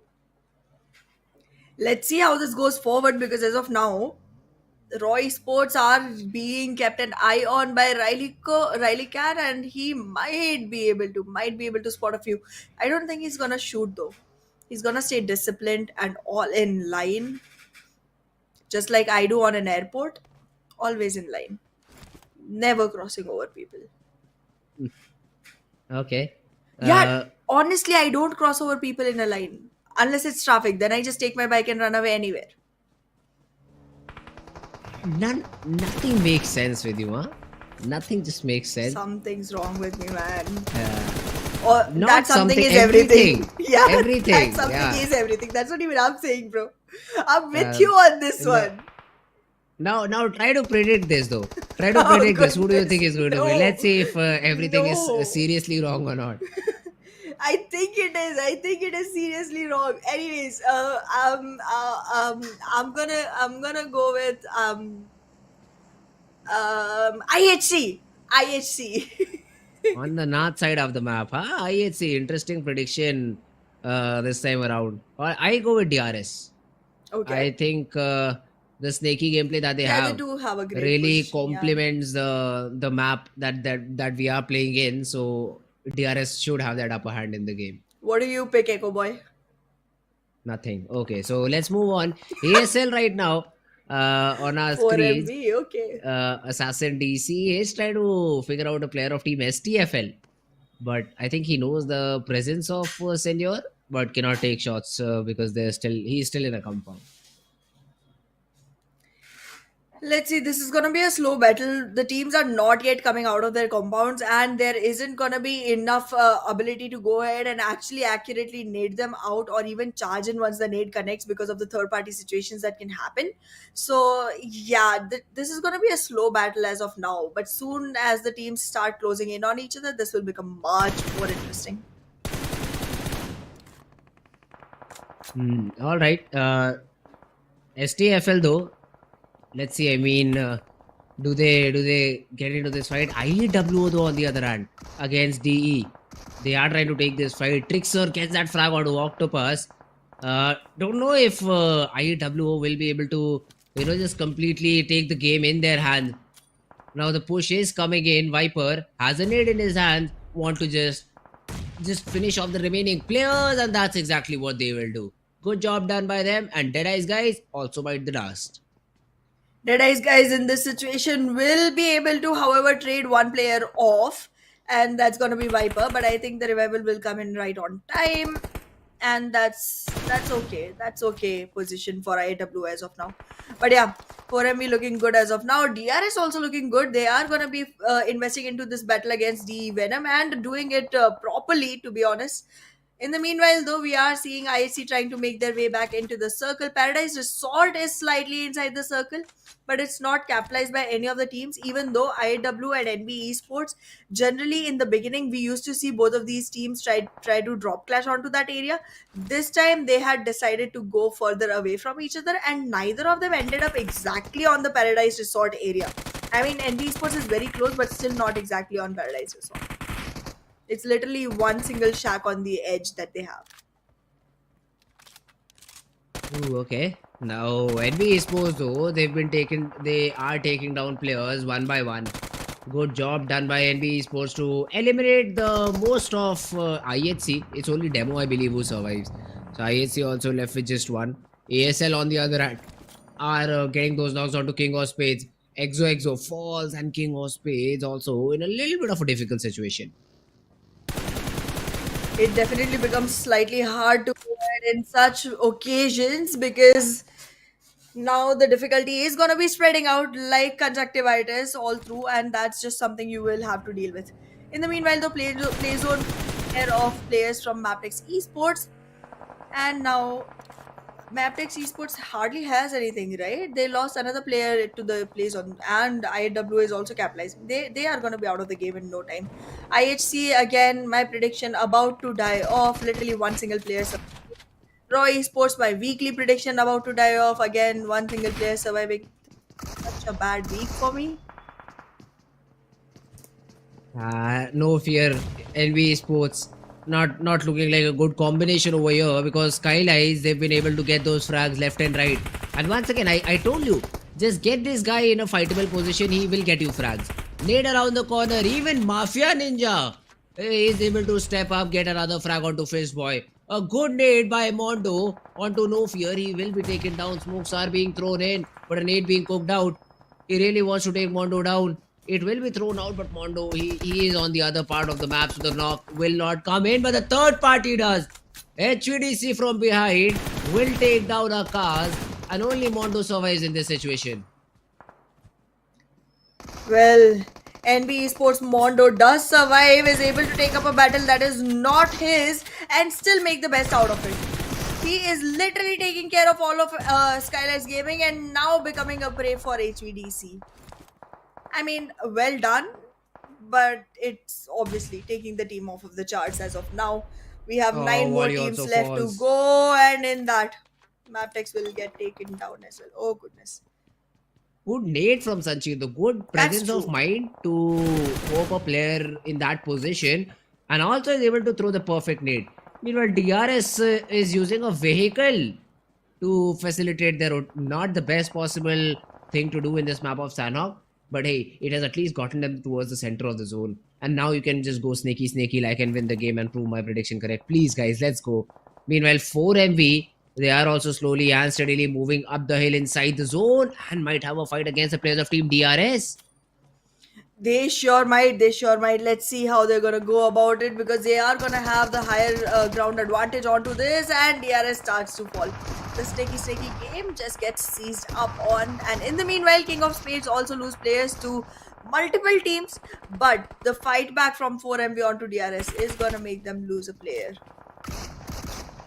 Oh, wait a second. IAWO, they are in another battle over here. That Storm with a shotgun will be able to take down Wolfes.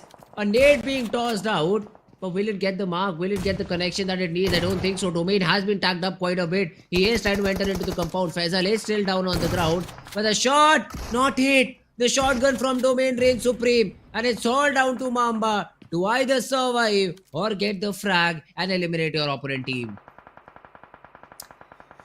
Well, let's see how this is going to turn around because IWO as of now has one single player to deal with, but then it's the same story on the other side of the board as well. The revival is happening. He needs to charge in at this exact moment. He's heard the cues, but he's late to the party and gets taken down. IAW will also embrace the exit, and now it will be ASL Chari charging onto stronger FAKELOVE. The circle just got taken away so far beyond the point of HVDC's reach that I'm slightly concerned for them, but they were looking really good with all 4 players alive and good number of frags to the name. Ooh, let's see the HVDC. That is definitely a team to watch out for. All 4 players.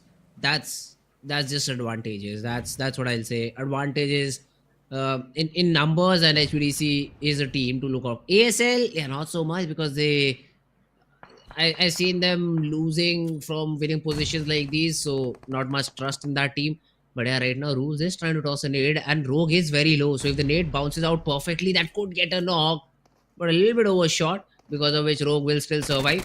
Rules finally steps up, tries to take the shot, but now with some cover that Rogue has, he is trying to use the DBS and he uses it perfectly. Rules falls, so does Gyante. 1 DRS, they're just being picked apart. It's top 6 teams remaining, 3 players each for STFL and 4MV, KS and DRS on 2 each, and HVDC ASL on 4 each. HVDC, however, will need revival to come in, but it won't because Sanchit is way far away from the occasion. Gyante, though, with very little HP, will survive slightly in the periphery of HVDC and 4MV, both the teams. So for him to get back up is gonna be very difficult. He's gonna stay knocked. He's gonna get taken down, and DRS will be dropping down to 1 single player. So ASL, they will be awarded with 1 frag. Aero also falls. Meanwhile, to Dogs, they 8. So 4M, we have already started collecting those frag points to them. There is still 1 snake to be taken care of by 4MV, so Doc needs to be really careful. The UMP is already out. He is diligently checking every other corner. What a position that Delta has, man. Nobody can spot him right now. A smoke has also been thrown in by 4MV to just give a little bit of cover to this snake. Now Delta, although spotted by Senior somehow, and STFL will be able to eliminate the squad of DRS. I see 5 different colors on the map right now. That's 5 teams and 13 players, and the maximum number of players I think are gonna be with the team of ASL. If today they convert this game, I'm gonna be so happy for them. But it definitely does not look like they will be able to. Alright, let's see now 4MV if they're able to convert this game in their favor. HDC Rogue is going to be another obstacle, I'd say, in their way. Yep. Because he's all alone. STFL, are they looking for another good game? Are they looking for another chicken? I don't think so, no. They've already been pinned down. The nades are just flowing out perfectly. That's a couple of knocks you were looking for. And now Assassin is all on his feet, will just charge in. But I think a teammate did the job for him. Yeah, Joker gets that frag on 2v8. And that's the elimination for the side of team STFL. Meanwhile, next on the cards for ASL is going to be 4MV. Sleepy's nade also connects onto Deathstorm. The nade parade is perfect. Baren also falls. ASL is having a field day today. The spam through the smoke will connect onto the players of King of Spades and they will be eliminated out of the game. And now 4MV. 1 by 1 they fall. ASL wanted the chicken. I think they might just be able to have it, and there we have it. A very unexpected team finally stepping up to the occasion and grabbing the chicken with both hands. First ever chicken for ASL finally happens. They have learned to close down a game and they've done it with great conviction. The perseverance on the team, the ability to actually sustain all of their players all through and then take fights in multiple directions and still be so on point with every single nade that they use. ASL is looking dominating right now, and that is what their name even suggests. ASL domination. 9 eliminations, 19 total points, beautifully done. But look at the damage that they already did to themselves. It is literally 18th position overall still after such a good game. Yeah, 19 points won't really matter when teams are sitting on points like 500 points. So ASL is definitely going to be a team to watch out for in the next season. This time around, because qualifying is going to be a little bit of a tough job for the players of Team ASL, I'd say. But yeah, a good game will definitely be appreciated by Team ASL. There's spoil sport for a multiple different teams, and personally, I love that. Absolutely. I would definitely want to see this team actually continue on that momentum and actually go ahead and grab a few positions. They Okay. are still on 18th, Hmm.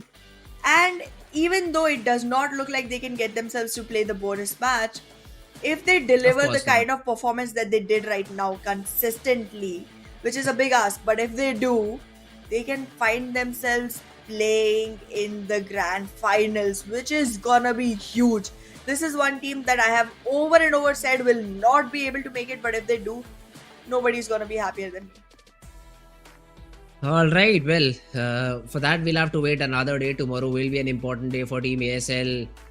All that being said, now NBeSports though, this is a team which had the MVP from the entire game. Mondo got 6 eliminations overall. We'll have to see how many points did NBeSports get from the entire game. Sure, more than 7 or 8, right? Absolutely. Absolutely. We'll figure out. I do not really have the tally of that just yet. But yes, let's take a look at top players and see if anyone else is going to be supporting Mondo from NBeSports onto that list. Because we're going to have 5 in total, but 2 from ASL, Chari and Assassin, are going to make it in. Look at the damage Chari has and look at the eliminations he has. That's true. I mean, one elimination, the guy would be crying in a corner. Even though his team got the chicken, he still would be crying in a corner because he had so much damage, but the elimination just never came his way. The nades, I think the nade assist was very huge for Chari. Yep. So overall a team game, overall a team effort for sure. This will help ASL get some good points on the board. But if we talk about the match summary as well, highest damage, highest elimination, both the charts led by Mondo. Number of assists, if we talk about, Viper has most number of assists from IAWO and most healing done by HUDC Rogue. HVDC was in a troubled situation. They were expected to win, but then the circle just did not support them at all. But let's take a look at the match ranking and see where exactly they're going to find themselves. It's going to be the 4th position with 9 points in total. ASL 19 to themselves, and then King of Spades and 4MB share 11 points each. Nice. Yeah, I mean 4MB, another game where they're consistent enough to get good points. Even if not the chicken dinner, but good points. Previous what they had 10, this time they have 11.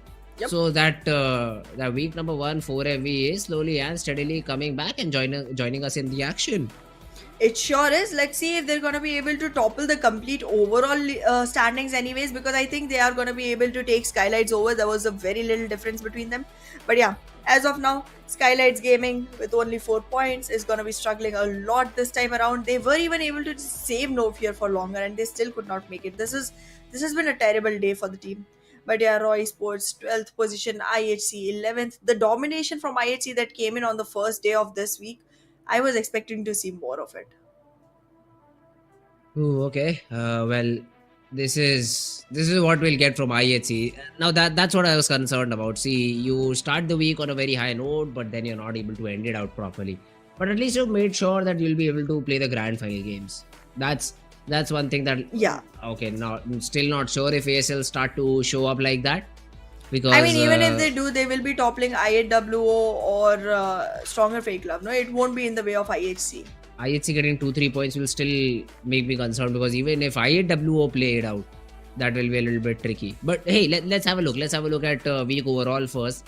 Stalwart Esports still on top. IHC slightly just decreasing the lead. It's down to what, 27 points now? Yep. Yeah, but it's not enough. They are being followed by DRS 127 to their name. On the second charts, this is where I'm most interested to see Mabetex still qualifying for the bonus game, but Leo, STF, LT2K, Venom D, all these teams are in close proximity to challenge them. That's true. And Mabetex, even though they have a good enough, standing onto the overall leaderboard, even though it's much lesser than what one would expect from this team, they are constantly falling behind in performance. They don't do something miraculous, and that's what I'm waiting for, to be very honest. And yes, 4MB will be able to topple SKYLIGHTZ Gaming and acquire a 13-point lead. Now it's a 53-point difference between 4MB and Stalwart Esports, completely in reach, but slightly gonna require a lot of work from 4MB. Well, that's true. I mean, 53 points is not going to be is not going to be easy to achieve even in a single day, considering Stalwart lose every game with 0 points, which of course is not happening. But yeah, now the battle for top 16. Let's have a look at page number 2. That's where that fight is happening. Venom DE 290, STFL 270, ASL also, even though in 18 spot 263, 17-point difference from the first team. Now this can be achieved, but then you'll also have to make it into the bonus game, so you get that extra game to play in. Exactly. And for IHC to drop down onto the 16th position, yeah, it's now difficult. Yeah, I mean STFL would have to have at least more than 32 points, and then same for ASL, same for BITX. Like all these three teams will have to acquire spots way above IHC. So that is not happening at all. Yeah, exactly. It's literally what 95 points difference if I'm not wrong. Yeah, 95 points. They're not going to get that in one single day. IHC is safe. They can definitely make it into the grand finals for sure. Yeah, well, that's true. IHC is going to be a team to look out for. I still have my doubts because IAWO, if also they perform good, they will step over IHC, and the other teams performing good could leave IHC on the 17th spot.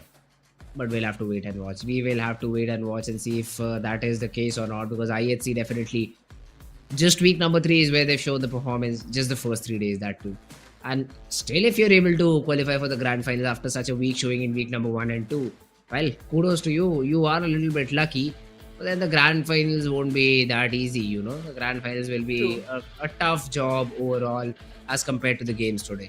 But yes, let's have a look at the race for the MVP as well, because that's also going on. No of you are still leading, but guess what? Stalwart Esports is back in contention. We earlier saw East and Apex in the lobby leading against Tops, but no, with 90 frags and no fear not hitting century today, Tops is also back into contention, 7 points away. Exactly, and look at the damage on Tops. He's ruling the board on that terms. He has 23,239 damage. That's 2,000 more than that of SKYLIGHTZ Gaming, no fear. So yeah, he's doing his job perfectly. He just needs to convert more frags for himself. And I think the way SKYLIGHTZ is playing right now, the way No Fear is playing right now, he literally had 97 even yesterday. I mean, he has literally gotten no frags today. Tops could change that around. Well, yeah, that's true. And now let's have a look at the day summary as well. So again, no teams with the repeated chicken dinners. I really hope DRS would be the one in the final game. That's not the case. But today was a good day in terms of damage. So earlier we saw teams with 1100, 1200 damage getting the chicken dinners. But this time around, the team which got the chicken had really participated in the entire game and not focused on survival for a lot of time. Exactly. I mean, we have double-digit eliminations for 4 of the 5 matches, and that's good enough. We have started all the way from 11 and up to 13. So all of these teams definitely had dominating performance, other than only just having the chicken dinner, and they also focused onto the eliminations that they were gonna get for themselves, and it puts them in a good enough position, because overall you do need to squeeze the lead as much as possible. The more numbers you have in total, the better your situation. Now the placement points never change, but elimination always can. Oh, well, that's correct. And well, even though it was a fun day, but there were a lot of role reversals is what I saw. So saw a lot of teams who are on top getting back into action. A lot of teams who were generating a lot of points in the previous 3 days. IHC, I'm specifically talking about them, who I thought will be able to show a little bit of a better performance, did not do so. So the teams which were going on a high have been brought down back, and the teams who usually perform consistently are back into action. I also say 4MV. Yeah, they might not have shown that good number of points. They're always there, top 3, top 4 every other game. So it was a fun day to see. Now tomorrow is going to be even more interesting because we'll have that bonus game. So tune in, guys, back tomorrow, because that was it for today. We'll meet you tomorrow. Till then, take care, bye-bye, and good night.